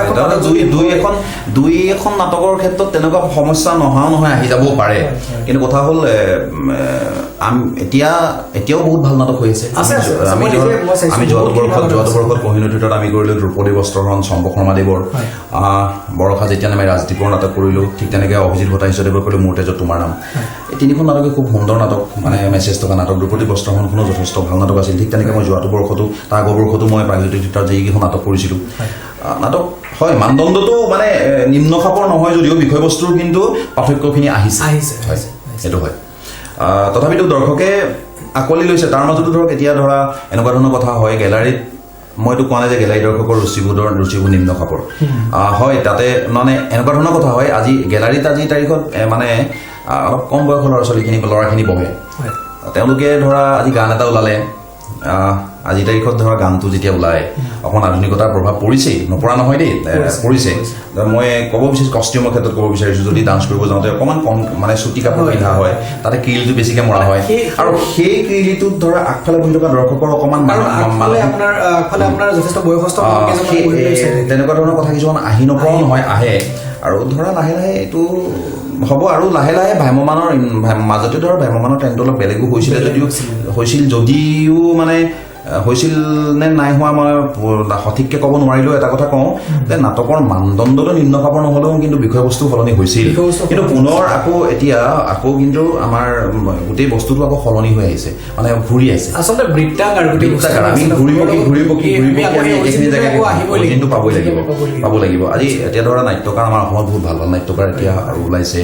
আমাৰ মই এইখিনি মুহূৰ্ততে কৈ যাওঁ যে আমাৰ নাট্যকাৰ অসমত বহুত নাট্যকাৰ আছে ধৰক এতিয়া প্ৰযোজকসকলে কিন্তু সাহস কৰিব লাগিব কিছু ক্ষেত্ৰত নতুন নাট্যকাৰকো দিব লাগিব তেনেকে দিছেও দেই এতিয়া ধৰা আমাৰ ৰাজদীপ দে খুব সুন্দৰ নাট্যকাৰ তেওঁ এজন ঠিক তেনেকে এতিয়া পল্লৱ পৱন বৰা এজন খুব ভাল নাট্যকাৰ প্ৰণৱ বৰুৱা যোৱাটো বৰ্ষত চম্বক নাটকখনে এটা আলোড়ন সৃষ্টি কৰিলে প্ৰণৱ বৰুৱা নতুন নাট্যকাৰ বয়সত আমাতকৈ সৰুহে হ'ব প্ৰণৱ গতিকে তেনেকুৱা নাট্যকাৰ আছে নিৰ্মল দাসদেৱ আছে নিৰ্মল দাসদেৱ বহুত এতিয়া চম্পক শৰ্মাদেৱে এতিয়া সুন্দৰ নাটক আজিও লিখি আছে অভিজিত ভট্টাচাৰ্যদেৱে ভাল নাটক লিখি আছে অৱশ্যে আমি Hemanta Dutta sir Hemawat Barua sir Munin Barua sir তাৰপৰা ভৱেন্দ্ৰনাথ শইকীয়া ছাৰ শ্ৰদ্ধাৰ ব্যক্তিসকল তেওঁলোকক আমি কিন্তু আজন্ম আমি তেওঁলোকক মিছ কৰি থাকিম তেওঁলোক চিৰসেউজ নাট্যকাৰ আমি আটাইতকৈ সৰ্বশ্ৰেষ্ঠ নাটকখন কৰি থকা মুহূৰ্ততো আমি Bhabendranath Saikia sir Hemanta Dutta sir Hemawat Barua sir Munin Barua ছাৰহঁতক আমি সদায় তেওঁলোকৰ অভাৱ অনুভৱ কৰিমেই মই নহয় আমাৰ উলিয়াওঁতে আমি এই মুহূৰ্তত আমাৰ এই অনুষ্ঠানৰ মাজৰ পৰা প্ৰতিজন শ্ৰদ্ধাৰ নাট্যকাৰক আমাৰ এই অনুষ্ঠানৰ মাজৰ পৰাই শ্ৰদ্ধাৰে কৰিছোঁ তেওঁলোক আমাৰ মাজৰ পৰা হেৰাই গ'ল মানে আমি অসমবাসীয়ে খুব অভাৱ অনুভৱ কৰোঁ আৰু তেওঁলোক চিৰসেউজ হৈ আছিল আৰু চিৰসেউজ হৈ থাকিব তেওঁলোকৰ প্ৰতিটো সৃষ্টিয়ে চিৰসেউজ আছিল আৰু সেই কথাটো আমি প্ৰত্যেকে হয়তো উপলব্ধি কৰোঁ ঠিক আছে জয়দল আমি কথাখিনি পাতি ভালেই পাইছোঁ দৰ্শক ৰাইজে নিশ্চয় ভাল পাইছে বুলি ভাবিছোঁ আৰু এইখিনিতে আৰু এটা কথা জানিব বিচাৰিম আমি এতিয়া ষ্টুডিঅ'ত শ্বুটিং কৰি থকাৰ সময়ত আমাৰ লাইটৰ পোহৰত আপোনাৰো দেখা পাইছোঁ যিহেতু ইয়াত মানে গৰম অকণমান আছে মই এটা কথা কৈছোঁ মই সেই কথাটোকে মই এনেই সুধিব বিচাৰিছোঁ যে আপুনি ষ্টেজত যেতিয়া অভিনয় কৰি থাকে ষ্টেজত অভিনয় কৰি থাকিলে আপোনাৰ সিফালৰ পৰা এটা মানে 1000 বা তাতকৈও বেছি হাই ভল্টেজৰ লাইট জ্বলাই থোৱা থাকে ইফালেও থাকে মানে প্ৰায় কিমানমান 1000 ৱাটৰ লাইটৰ পোহৰত আপোনালোকে অভিনয় কৰিবলগীয়া হয় এটা মঞ্চত এতিয়া কথাটো মই টেকনিচিয়ানটো নহয় মই অভিনয় কৰিব যাওঁ তথাপিতো মই অনুমানিকভাৱে এটা কথা আমি ধৰা এটা দুটা 1000 বাল্ব আমি মোটামুটি 7-8টামান থাকে এটা মঞ্চত আৰু 500 ৱাটৰ বাল্বটো থাকেই গতিকে মোটামুটি আমি মানে একেলগে যদি চব জ্বলাই নিদিয়ে বাৰু মানে পৰিৱেশ অনুযায়ী লাইটবোৰ বেলেগকৈ সলাই দিয়ে তথাপিতো আমি কিন্তু 7000 মানৰ ওপৰত আমি পোহৰ লৈ থাকিবলগীয়া হয় আৰু আচলতে সেইকাৰণে গৰমটো ঘামটো ওলাই যায় কিন্তু ধৰা আৰু অভিনয়টো নহয় ঠাণ্ডা দিনত একেবাৰে খুব সাৰ ক'ব ঠাণ্ডাটো খালী গাৰে পানী ছিটিয়াবলগীয়া হয় ঠিক তেনেকৈ কিন্তু একদম পুৰা খুব গৰম সাংঘাতিক গৰমতো কিন্তু জেকেট পিন্ধিবলগীয়া হয় নাটকৰ স্বাৰ্থত অভিনয়ৰ স্বাৰ্থত গতিকে সেইখিনি এডজাষ্ট হৈ যায় আৰু চলি যায়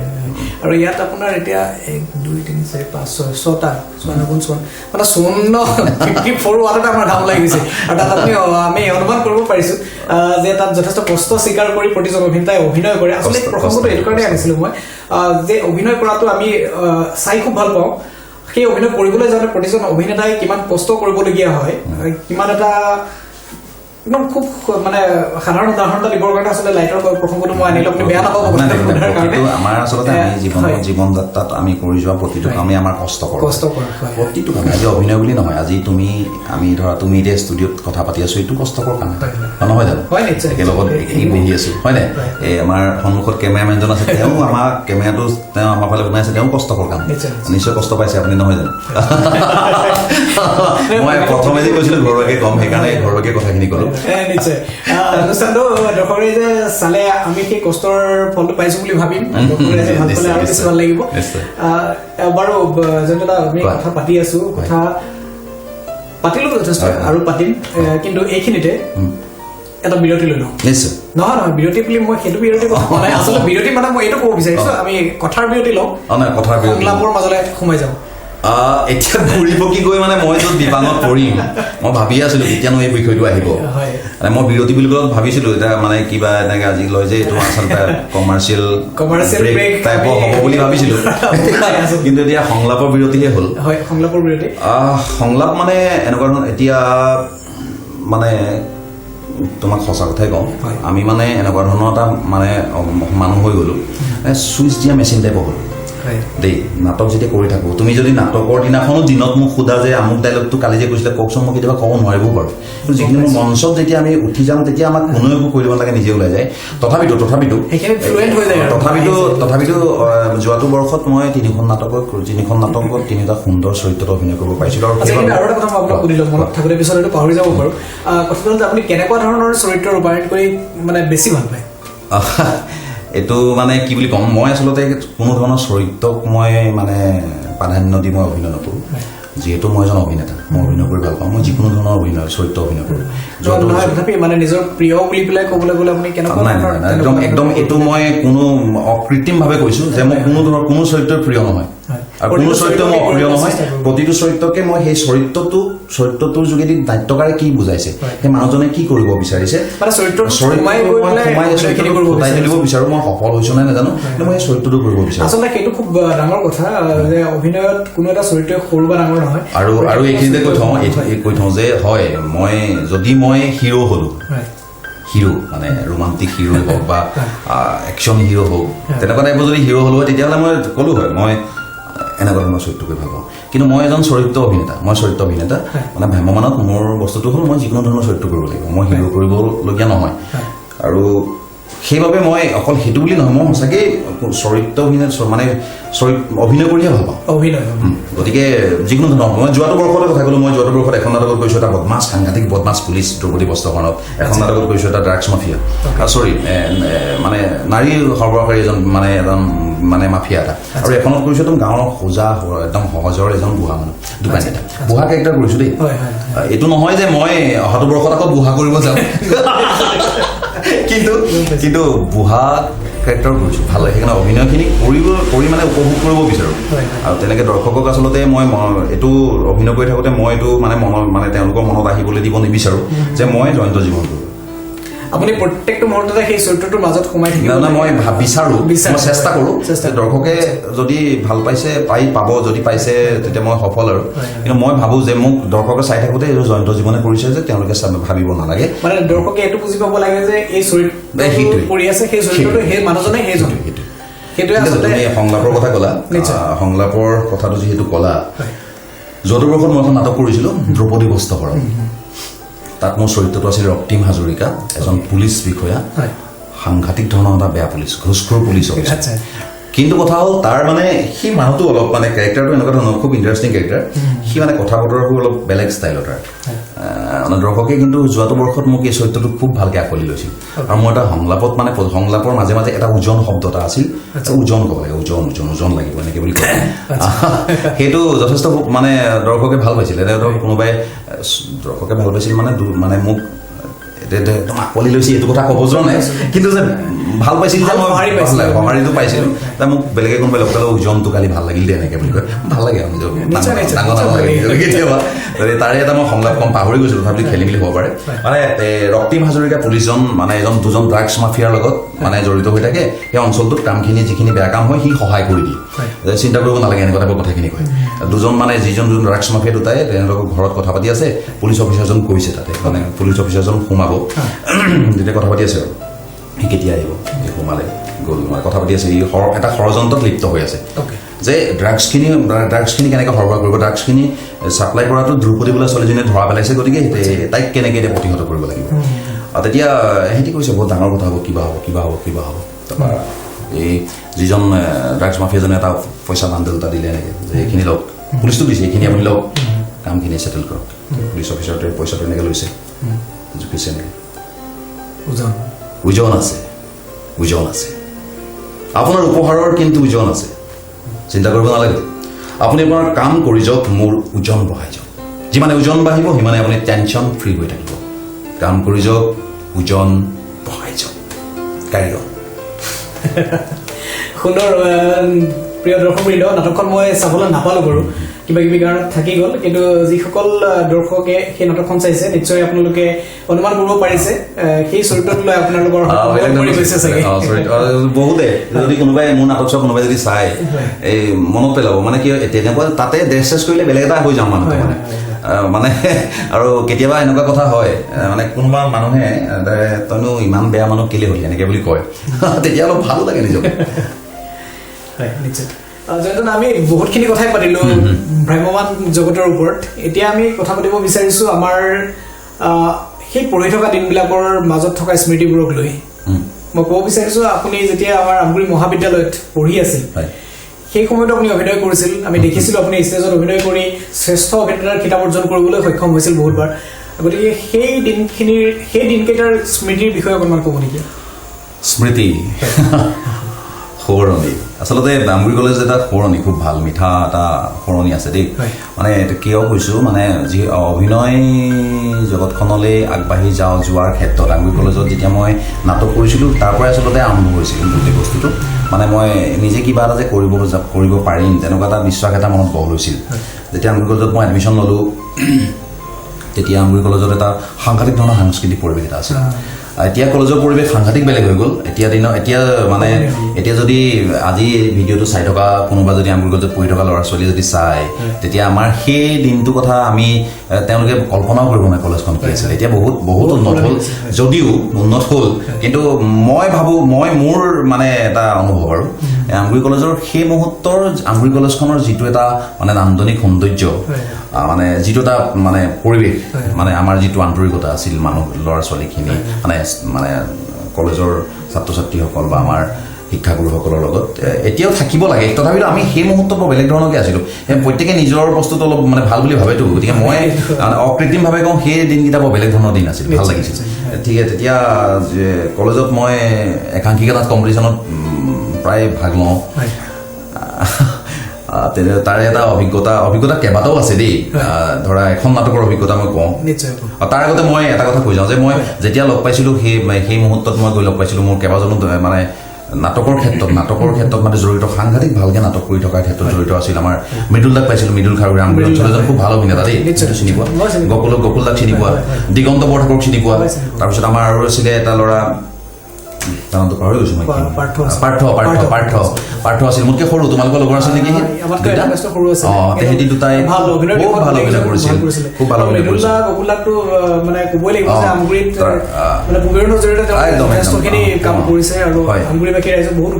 বহুত উপহাৰ দিছে তেওঁলোকে আমগুৰিত বহুত অভিনেতা আছে বহুত ভাল ভাল অভিনেতা আছে যিসকলে মানে আন্তঃৰাষ্ট্ৰীয় প্ৰেক্ষাপটতো জ্বলি উঠিছে কথা হ'ল হয় ভ্ৰাম্যমান জগতত যোৱা নাই তেওঁলোকে নিজৰ কাৰণে যোৱা নাই কিন্তু প্ৰত্যেকে নিজৰ জেগাত সফল আগলৈ গৈছোঁ আকৌ গৈছোঁ ঠিক তেনেকৈ আমাৰ মোৰ বান্ধৱী ৰশ্মি মহন্ত আছিল খুব ভাল অভিনেত্ৰী আছিল আমাৰ নৱদ্বীপ হাজৰিকা এটা ভাল বন্ধু আছিল তেওঁ এটা ভাল সাংস্কৃতিক কৰ্মী তেওঁ অভিনয়ো বেছি নকৰে গানো নাগায় একো নকৰে চব কৰে কিন্তু তেওঁ এই যে আমি যে অভিনয় কৰোঁ আমি যে গান কোনোবাই যে গান গায় এই মানুহখিনি কিন্তু তেওঁ সাঙুৰি লৈ সেই কামখিনি কৰিব পৰাকৈ সুবিধাটো কৰি দিয়ে সাংস্কৃতিক সম্পদ যিটো মানে ডাঙৰ কাম এতিয়াও তেওঁ সেই কামখিনি খুব ভালকৈ কৰি আছে আমগুৰি সাংস্কৃতিক জগতখনৰ লগত ওতঃপ্ৰোতভাৱে জড়িত হৈ আছে তেনেকৈ অমূল্য গগৈক পাইছিলোঁ প্ৰশান্ত শইকীয়াক পাইছিলোঁ নয়নজ্যোতি শইকীয়া দেই তাৰ নামটো ল'ব লাগিব মানে এটা বৰ সাংঘাতিক এটা সাংঘাতিক ধৰণৰ এটা মানে বন্ধু আছিল মানে খুব উপভোগ কৰিছিলোঁ তেখেতৰ লগত নাটক কৰিবলৈ গ'লে তেহেঁতি মানে যথেষ্ট সহায় কৰিছিল তাতে এখন নাটক কৰিছিলোঁ সন্মানীয় নাট্যকাৰ জেদমন বৰুৱাদেৱৰ কম্প্ৰমাইজ বুলি এখন নাটক কৰিছিলোঁ নাটকখনত মানে ৰশ্মি মহন্ত মই অভিনয় কৰিছিলোঁ এটা চিনত মানে ৰশ্মি মহন্তৰ এই কথাষাৰ মানে তাই যদি চাই তাই মনত পৰিব পাৰে এটা সংলাপ আছিল মানে তুমি চুৰিয়া পিন্ধি চাইকেল চলোৱা মানুহ দেখিছানে মানে নাটকখনৰ কনচেপ্টটো এনেকুৱা মানে হেৰি আছিলে তেওঁ এজন হ'ল সাহিত্যিক মানে যিটো কেৰেক্টাৰ মই কৰিছিলোঁ সাহিত্যিক কিন্তু তেওঁ সাহিত্য চৰ্চা কৰে তেওঁ মানে সাহিত্য চৰ্চা কৰে নিম্ন ৰুচিৰ সাহিত্য চৰ্চা কৰে আৰু এই কথাটো মানে তেওঁ পৰিবাৰে খুব বেয়া পায় তুমি এইবোৰ কিয় কৰা তুমি এনেকুৱা নকৰি তুমি নিজে খুব ভাল কবিতা লিখিব পাৰা গান লিখিব পাৰা তেতিয়া সি কয় যে এটা আচলতে কিবা সাহিত্য চৰ্চা কৰি কি লাভ আজি এটা মই যদি এটা মানে এটা স্থূল মানে খুব নিম্ন খাপৰ এটা যদি মই কাহিনী লিখোঁ আজি নতুন প্ৰজন্মই খুব আদৰি লয় TRP বহুত বাঢ়ে বহুত বেছিকৈ বিক্ৰী হয় কিন্তু মই যেতিয়া খুব এটা চিন্তাগত এটা তথ্য লিখোঁ সেইটো বিক্ৰী নহয় কাহিনীটো তেনেকুৱা ধৰণৰ আছিল খুব ভাল নাটক আছিল দেই সেইখন 45 মিনিট নাটক আছিল তাতে এটা আছিলে ৰশ্মি মহন্তই মানে মহন্তৰ এটা ডাইলগ আছিল তাই ক'ব লাগে তুমি চুৰিয়া পিন্ধি চাইকেল চলোৱা মানুহ দেখিছা এনেকৈ ক'ব লাগে তাই ক'ব লাগে মই মানে বহি থাকোঁ মই কথা তেতিয়া তাই এটা কিবা এটা সংক্ৰান্তত তাই সংঘাতটো ক'ব লাগে তাইতো সাংঘাতিক ধৰণৰ ডাইলগ এটা কৰি দিলে তাইতো কৈ দিলে তুমি চাইকেল পিন্ধি চুৰিয়া চলোৱা মানুহ দেখিছা যেতিয়া তাই কথাষাৰ কৈ দিলে তাৰপিছততো কম্পিটিশ্যন হৈ আছে ন আগফালে বহি আছে প্ৰসন্নজ্যোতি বৰঠাকুৰ জাজ আৰু উদয় দত্ত জাজ আছিলে আমগুৰি দুজন আমাৰ স্বনামধন্য মানে নাট্যকৰ্মী এতিয়াতো ডাঙৰ কথা হৈ যাব সেইটো আমিতো প্ৰাইজটো পাব লাগিব ন ইজ্জতৰ কথা আছে আচলতে তোমাৰো মগজুৰ বিকৃতি ঘটিলে মই কৈছোঁ আচলতে তুমি চাইকেল পিন্ধে জানো চুৰিয়াহে পিন্ধে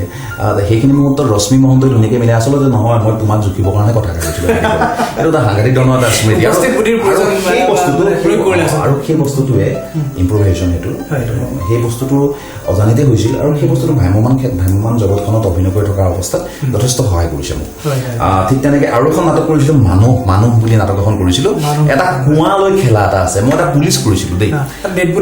বডিটো পৰে মানে এতিয়া ডেড বডিৰ কথা যাওঁতে ধ্ৰুৱজ্যোতি খনিকৰ আমাৰ ডেড বডি আছিল নাটকখন 45 মিনিটৰ তাক নাটক আৰম্ভ হোৱাৰ আগতে তাত ভৰাই দিওঁ পানী এবাল্টি ঢালি দিওঁ লাষ্টত নাটকৰ শেষত তাক উলিয়াই দিব লাগে মানে ডেড বডি সিটো তাতে বহি থাকে মানে তাৰমানে সেই কুঁৱাটো মানে আমি মোৰ ঘৰত বনাইছিলোঁ খামংগাঁও কম্পিটিশ্যনৰ আগদিনাখন ঘৰত বনাইছোঁ ৰাতিপুৱা মানুহে মানে কি হয় কলেজলৈ তেতিয়া দিনত মানে কি হয় আমাৰ এখন ৰেঞ্জাৰ চাইকেলখনেই আমাৰ কাৰণে যথেষ্ট ৰেঞ্জাৰ চাইকেলখন কলেজলৈ লৈ যোৱা মানে ৰঙা ৰেঞ্জাৰ চাইকেলখন লৈ যোৱা মানে সেইটা হিৰো মোৰ কিন্তু ৰেঞ্জাৰ চাইকেল নাছিল মোৰ নৰ্মেল চাইকেলেই আছিল দেউতাই লৈ দিয়া চাইকেলখন আছিল কিন্তু সেই নাটকৰ দিনাখন ঠেলা লৈ অমূল্য গগৈ আৰু মই আমাৰ ঘৰৰ পৰা সেই কুঁৱাটো মানে ঠেলা লৈ আমগুৰি কলেজলৈ আনিছিলোঁ মানে কিন্তু এটা সাংঘাতিক আমগুৰি টাউনৰ মাজেদি ঠেলা লৈ ভাবা তুমি মোটামুটি আমাৰ ঘৰৰ পৰা কলেজলৈ 4 কিলোমিটাৰ হ'ব ঠেলা লৈ আমি দুটা আহিছিলোঁ ৰাতি বনাইছিলোঁ তাতে মোৰ আমাৰ কলেজৰ সেইজন মোৰ বন্ধু নাছিল বাৰু কলেজ আমাৰ কলেজত পঢ়া নাছিল মোৰ বন্ধু হয় আমাৰ কলেজত পঢ়া নাছিল শেখৰ কোঁৱৰ এতিয়া এটা শিক্ষক সি কুঁৱা বনোৱাত কিন্তু সি সহায় কৰিছিল মানে সেইখন নাটকৰ সেই অভিজ্ঞতাটো নাটকখন কৰি মই বেছিকৈ পাইছিলোঁ বাৰু কৰি বৰ ভাল লাগিছিল তাতো আছিলে ৰশ্মি মহন্তই অভিনয় কৰিছিল আৰু কোনে কোনে কৰিছিল নামকেইটা মনত আছে বাৰু ৰশ্মি কৰিছিল আমাৰ বিকুল গগৈ বুলি এটা অভিনেতা বন্ধু এজন আছিল বিকুল গগৈ চাপৰকে ল'ৰা এটা সি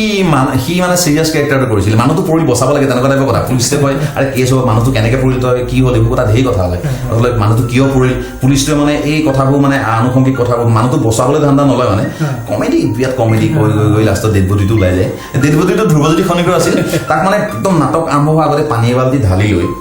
তিয়াই থওঁ লাষ্টত সি ওলাই আনিব লাগে মানে সেই কুঁৱাৰ মাজৰ পৰা আমি উলিয়াই আনো ডেড বডিটো সেইটো ধ্ৰুৱজ্যোতি খনিকৰ আছিল এতিয়া সেই শিক্ষক বাৰু তাক মনত তেনেকুৱা ধৰণৰ বহুত অভিজ্ঞতা আছে তাৰ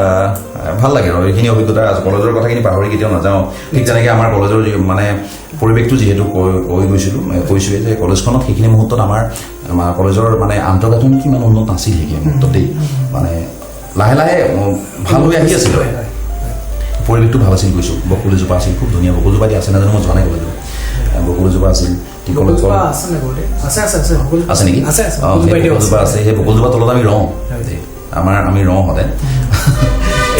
পিছফালে ডাঙৰ সাঁচি এজোপা আছিল আজিকালি নাই বোলে প্ৰকাণ্ড ডাঙৰ সাঁচি এজোপা আছিল ঠিক তেনেকৈ মানে আমাৰ টিচাৰ্ছ কমন ৰুমৰ সন্মুখত মানে নাহৰটো ধেৰ আছিল নাহৰ গছ আছিল তেনেকুৱা বহুত দিন যোৱা নাই কলেজলৈ মনত পৰি ভাল লাগে আৰু সেইবোৰ বস্তু আৰু তেনেকৈ আমাৰ কলেজত মানে খুব বন্ধুত্বসুলভভাৱে কাম মানে আমাৰ লগত মানে সহযোগিতা কৰা আমাৰ যিসকল শিক্ষাগুৰু প্ৰত্যেকেই আজি কাৰ নাম নলওঁ মানে প্ৰত্যেকৰ নাম ল'ব লাগিব তথাপিতো মই 2-এজনৰ নাম লওঁ আমাৰ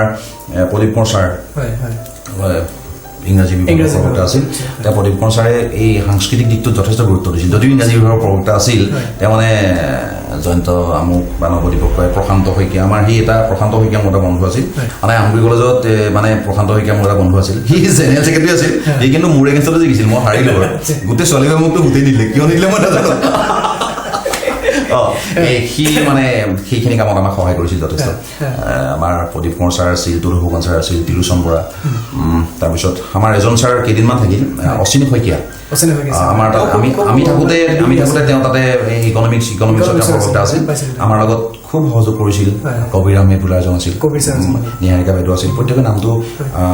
বন্তি চেতিয়া বাইদেউ আছিল কৃষ্ণা বাইদেউ আছিল এনেকৈ প্ৰত্যেকৰে যিসকলৰ নাম মই উচ্চাৰণ কৰিব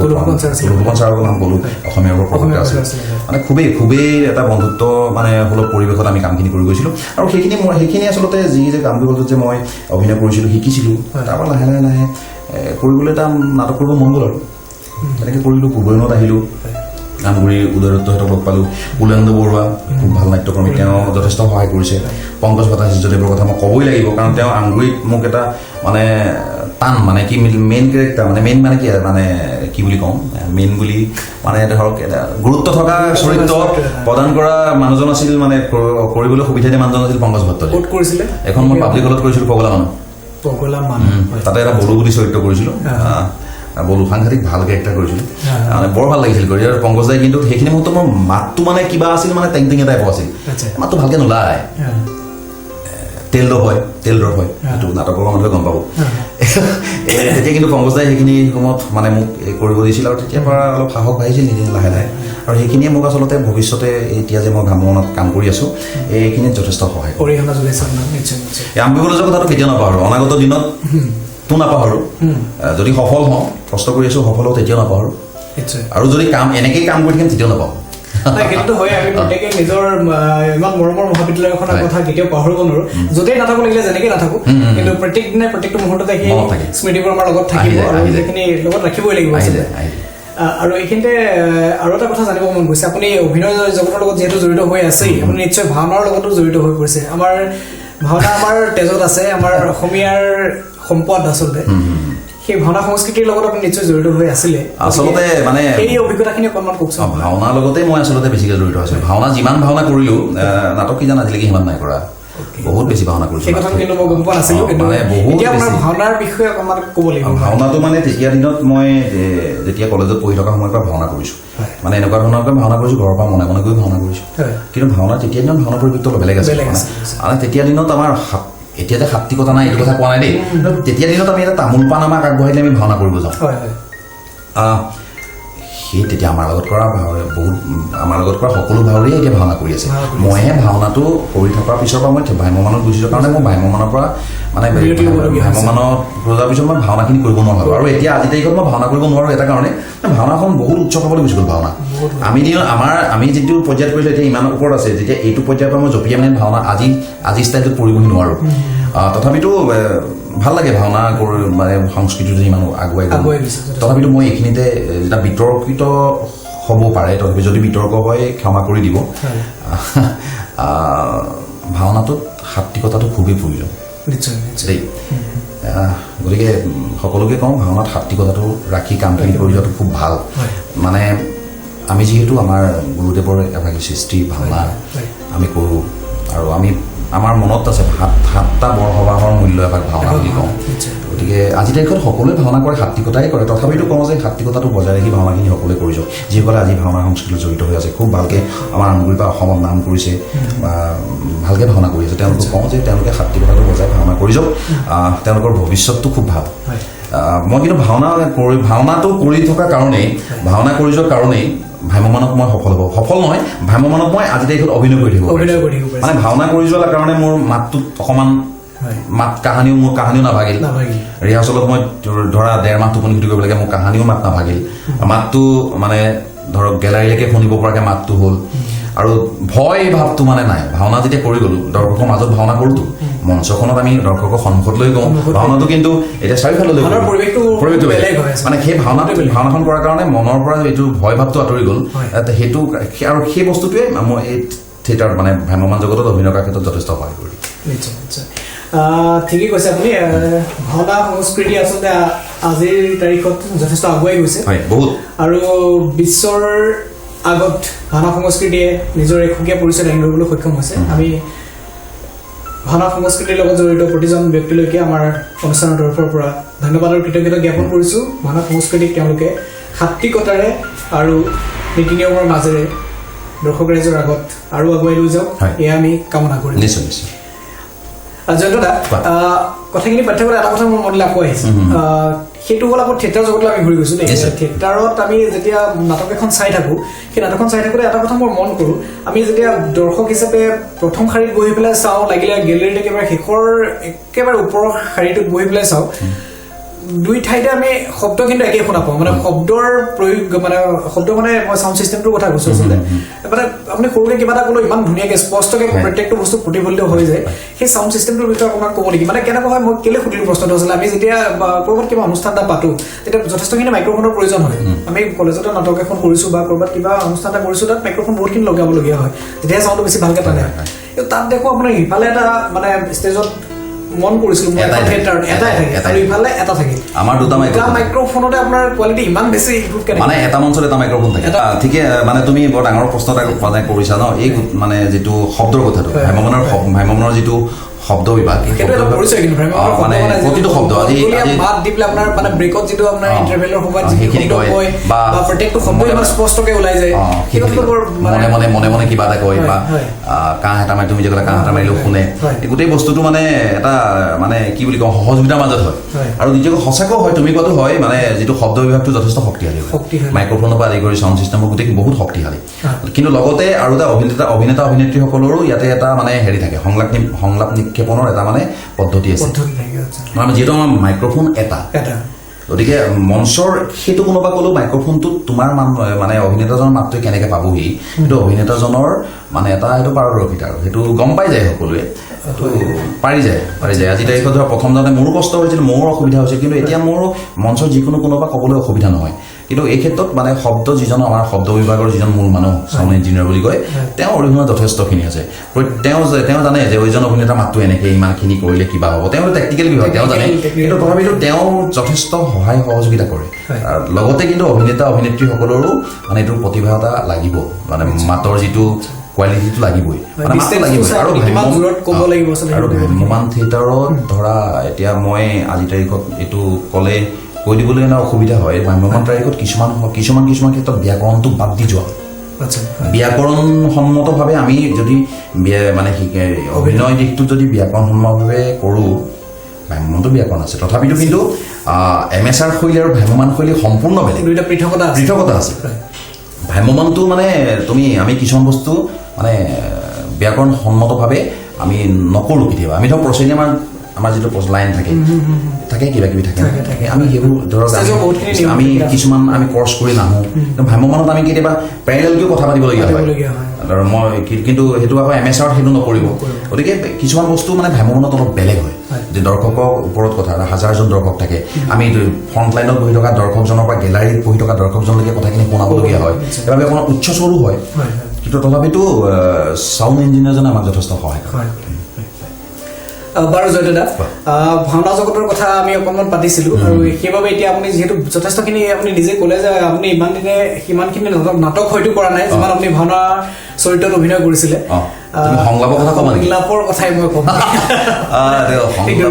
আপোনাৰ পৰা ভাওনাৰ সংলাপ অকণমান আশা কৰিছোঁ না মই সংলাপটো বাৰু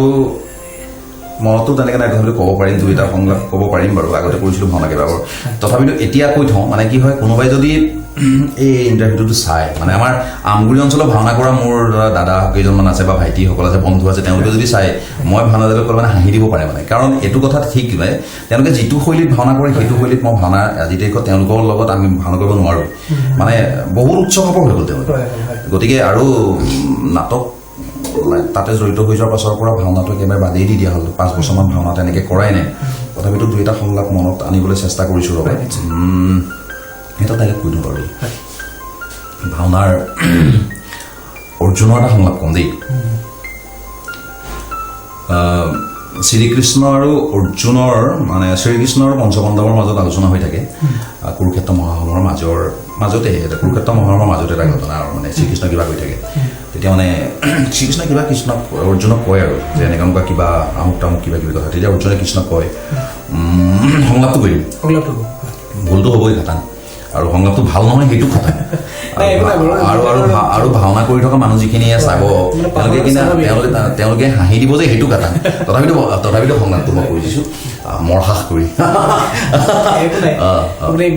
চেষ্টা যে কৰিছে সেইটো ডাঙৰ কথা বহুত দিনৰ পিছত আপুনি যিহেতু কৰিবলৈ লৈছে অৰ্জুন কৰিছিলোঁ মই এবাৰ নে কেইবাবাৰো কৰিছোঁ কৃষ্ণক কয় বাদ প্ৰতিবাদ মোক নালাগে মুৰাৰী যুদ্ধ লাগে জয় লাগে প্ৰতিদ্বন্দ্বী লাগে ৰাম দত্ত গুৰু দত্ত থাকক বিজয় হকা কৰ্ণৰ হাতত মোৰো আছে দেৱ দত্ত গান্ধীক মুঠি অতিকে আকুলি অতি তৃষ্ণাতুৰ ঘনে ঘনে বিচাৰিছে কৰ্ণৰ ৰুধিৰ পুৰুষন্যা নাটখন নহয় জানো এইখনত মই কৃষ্ণ কৰিছোঁ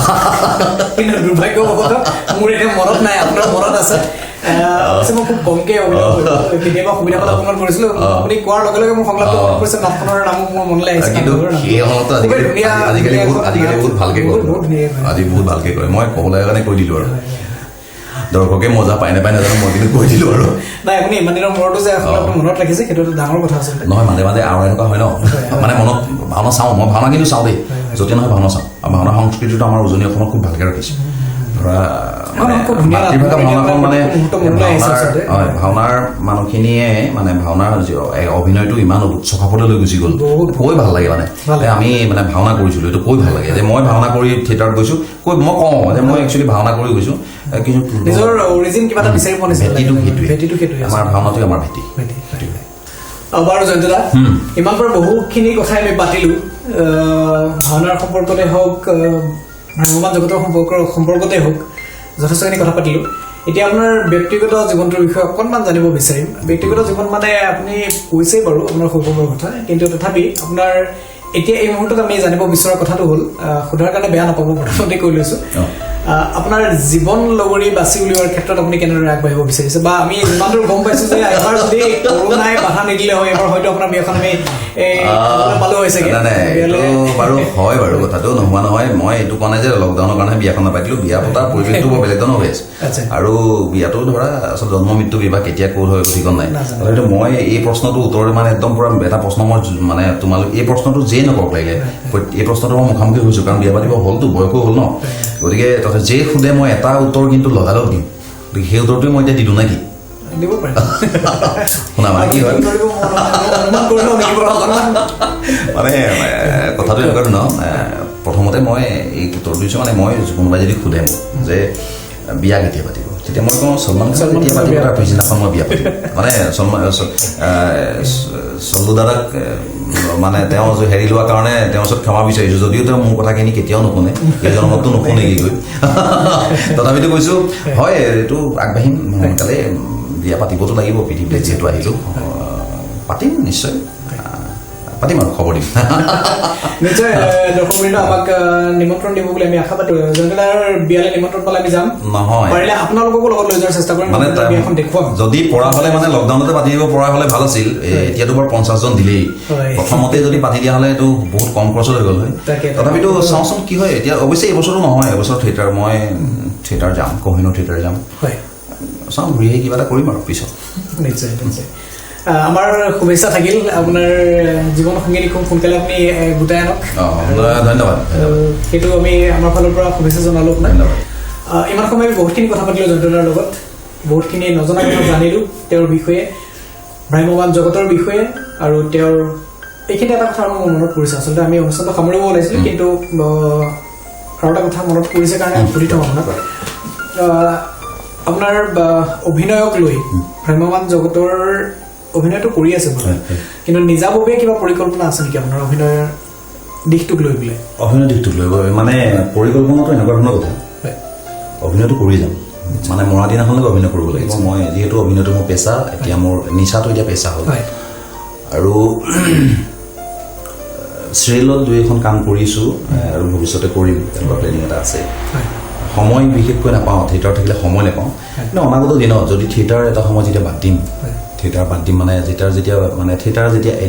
এৰিম যে এইটো ভাবা নাই গৈ পাইছোঁ হয় থিয়েটাৰ এৰিম যে ভাবা নাই দেই যদি দৰ্শকে আঁকোৱালি লৈ থাকে দৰ্শকে যদি বিচাৰি থাকে থিয়েটাৰত গৈ থাকিম মালিকে যেতিয়ালৈকে মাতি থাকিব মালিকে পইচা দি থাকিব চলিব পৰাকৈ সেই পইচাটো নিদিয়ে আমাক ন চব কথা লাগে লৈ গৈছোঁ বহুত পইচা নিদিয়ে তথাপিতো যেতিয়ালৈকে সেই পইচাকেইটা পাই থাকিম তেতিয়ালৈকে থিয়েটাৰত গৈ থাকিম দৰ্শকে যেতিয়ালৈকে বিচাৰি থাকিব তেতিয়ালৈকে যাম দৰ্শকৰ আশীৰ্বাদখিনি মৰমখিনি সদায় পাই থাকিলে থাকিম তাৰপাছত যদি কেতিয়াবা যদি থিয়েটাৰৰ পৰা আঁতৰি আহিবলগীয়া হয় কিন্তু এই জগতখনৰ পৰা আঁতৰি নাহোঁ মানে অভিনয় জগতৰ পৰা কেতিয়াও আঁতৰি নাহোঁ এইটো জগতে কিবা এটা কাম কৰিম ভৱিষ্যতে কৰিম আৰু ধৰক কিবা এটা কৰিম আৰু মানে প্লেনিং কিছুমান আছে দিয়াচোন কিন্তু কথা হয় পৰিকল্পনাটো কৰিলে নহ'ব অৰ্থনৈতিক দিশটো কথা আছে গতিকে ভৱিষ্যতে ধৰা গম পাবা কি কৰিম কিবা এটা কিন্তু মই আজি তাৰিখত ধৰা এনেকুৱা এটা মানুহ হৈ উঠা নাই যে মই এই কামটো কৰিম কৈ দিব পৰাকৈ মই সেই মানুহটো হৈ উঠা নাই চেষ্টা কৰি আছোঁ ভৱিষ্যতে চাওঁ কিন্তু ভাল কাম এটা কৰিম কিবা এটা নিশ্চয় জয়ন্ত আপোনাৰ পৰিকল্পনাই বাস্তৱ ৰূপ পাওক সেয়া আমি আশা কৰিম ধন্যবাদ আৰু আপোনাৰ সহযোগিতা আমাক লাগিব ভৱিষ্যতেও আমি আপোনাক বিচাৰিম আমাৰ অনুষ্ঠানৰ মাজলৈ আহি আপুনি ইমান সময়ে ইমানখিনি কথা আমাৰ লগত আমাৰ দৰ্শক ৰাইজৰ আগত ব্যক্ত কৰিলে তাৰ বাবে পুনৰবাৰ আমাৰ অনুষ্ঠানৰ তৰফৰ পৰা আপোনালৈ অশেষ ধন্যবাদ আৰু কৃতজ্ঞতা জ্ঞাপন কৰিছোঁ প্ৰিয় দৰ্শকবৃন্দ ইমান সময়ে আপোনালোকে আমাৰ এই অনুষ্ঠানটো উপভোগ কৰি থকাৰ বাবে আপোনালোকক পুনৰবাৰ অশেষ ধন্যবাদ আৰু কৃতজ্ঞতা নিবেদিছোঁ আৰু এই অনুষ্ঠানটোৰ মাজত আমি প্ৰথমতে কোৱাৰ দৰে যদি কিবা ভুল ভ্ৰান্তি হৈ গৈছে বা আমি কথাখিনি যিহেতু খুব ঘৰুৱাভাৱে পাতিছোঁ প্ৰথমতে কৈছিলোঁ আমি খুব ঘৰুৱাভাৱে কথাখিনি পাতিছোঁ তাৰ মাজত কিবা ভুল ভ্ৰান্তি নিশ্চয় হ'ব পাৰে সেই গোটেইখিনি কথাকে আপোনালোকে আপোনালোকৰ মাজৰে এজন বুলি ভাবি আমাক ক্ষমাৰ চকুৰে চাব বুলি আমি আশা কৰিছোঁ এইখিনিতে মই এটা কথা কম দৰ্শক ক'ব বিচাৰোঁ আচলতে আমগুৰি সাংস্কৃতিক এখন মানে সাংস্কৃতিক পথাৰত মানে অগ্ৰণী ভূমিকা গ্ৰহণ কৰি থকা ৰুচেংগী সাংস্কৃতিক গোষ্ঠীৰ যি প্ৰচেষ্টা অতিথি চৰলৈ মই আজি আহিব পাই নিজকে ধন্য মানিছোঁ ধন্যবাদ জ্ঞাপন কৰিছোঁ তোমাক ধন্যবাদ জ্ঞাপন কৰিছোঁ বন্ধু নৱদ্বীপক ধন্যবাদ জ্ঞাপন কৰিছোঁ আমাৰ ৰুচেংগী সাংস্কৃতিক গোষ্ঠীৰ সমূহ সদস্য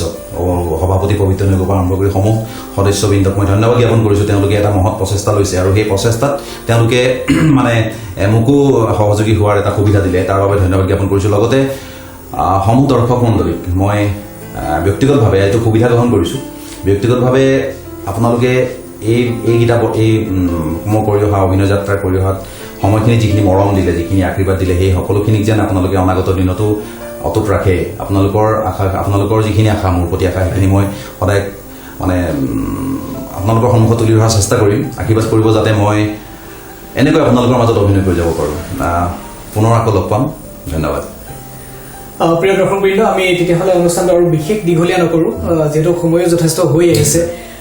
জয়ন্তদাই ইমান ব্যস্ততাৰ মাজতো আমাৰ মাজত আজি উপস্থিত থকাৰ বাবে পুনৰবাৰ তেওঁক আমি ধন্যবাদ জনাইছোঁ আৰু আমি এই অনুষ্ঠানটোৰ পৰা বিদায় ল'ব বিচাৰিছোঁ এইখিনি এটা কথা ক'ব বিচাৰিছোঁ যদি আপোনালোকে আমাৰ অনুষ্ঠানটো আমাৰ ফেচবুক পেজ ৰুচেংগী সাংস্কৃতিক গোষ্ঠী আমগুৰিৰ জৰিয়তে উপভোগ কৰি আছে তেনেহ'লে আমাৰ পেজটো ফ'ল' কৰিবলৈ লাইক কৰিবলৈ আৰু অনুগ্ৰহ কৰি শ্বেয়াৰ কৰিবলৈ নাপাহৰিব আৰু যদি আপোনালোকে আমাৰ এই অনুষ্ঠানটো আমাৰ ইউটিউব চেনেল ৰুচেংগীৰ জৰিয়তে উপভোগ কৰি আছে তেনেহ'লে আমাৰ চেনেলটো ছাবস্ক্ৰাইব কৰি ল'ব আৰু কাষতে থকা বেল আইকনটো বজাই দিব এই এওঁকুৱা কথাখিনিকে মই আপোনালোকক আকৌ কৈছোঁ যে আপোনালোকে এওঁকুৱা কথাখিনি আপোনালোকে কৰি দিয়ক মই আপোনালোকক অনুৰোধ জ্ঞাপন কৰিছোঁ মানে শ্বেয়াৰ কৰক লাইক কৰক আৰু যদি ইউটিউব চেনেলটোত চাই আছে তেতিয়াহ'লে ছাবস্ক্ৰাইব কৰক এওঁলোকৰ এই মহৎ প্ৰচেষ্টাক অলপ সহযোগিতা প্ৰদান কৰক ধন্যবাদ জয়ন্তদা আমি অকণমান প্ৰয়াস কৰিছোঁ ক্ষুদ্ৰ মানে অত্যন্ত ক্ষুদ্ৰ প্ৰয়াস অকণমান কৰিছোঁ ৰাইজে আঁকোৱালি ল'লে আমি আগুৱাই যোৱাৰ আচলতে সাহস পাম সেইটো আমি আশা কৰি পেলাই আগবাঢ়িছোঁ পুনৰবাৰ আমি অনুষ্ঠানৰ মাজৰ পৰা বিদায় ল'ব লাগিব শেষত আপোনালোকক এটা কথাই ক'ব বিচাৰিছোঁ জীৱন দুদিনীয়া সময় খন্তেকীয়া কিন্তু স্মৃতি চিৰদিনীয়া সেয়েহে এই খন্তেকীয়া জীৱনৰ দুদিনীয়া স্মৃতিবোৰ যাতে আমি সংৰক্ষণ কৰি ৰাখিব পাৰোঁ সেই প্ৰচেষ্টা হাতত লৈ আমি অতিথি চৰাৰ জন্ম দিছিলোঁ আৰু সেয়া সফল হৈ উঠিব তেতিয়াহে যেতিয়া আপোনালোকে তাক আঁকোৱালি ল'ব পুনৰবাৰ এজন নতুন অতিথিৰ সৈতে আপোনালোকৰ মাজলৈ আকৌ আহিম তেতিয়ালৈকে হাঁহি থাকিব আজিলৈ বিদায় লৈছোঁ ধন্যবাদ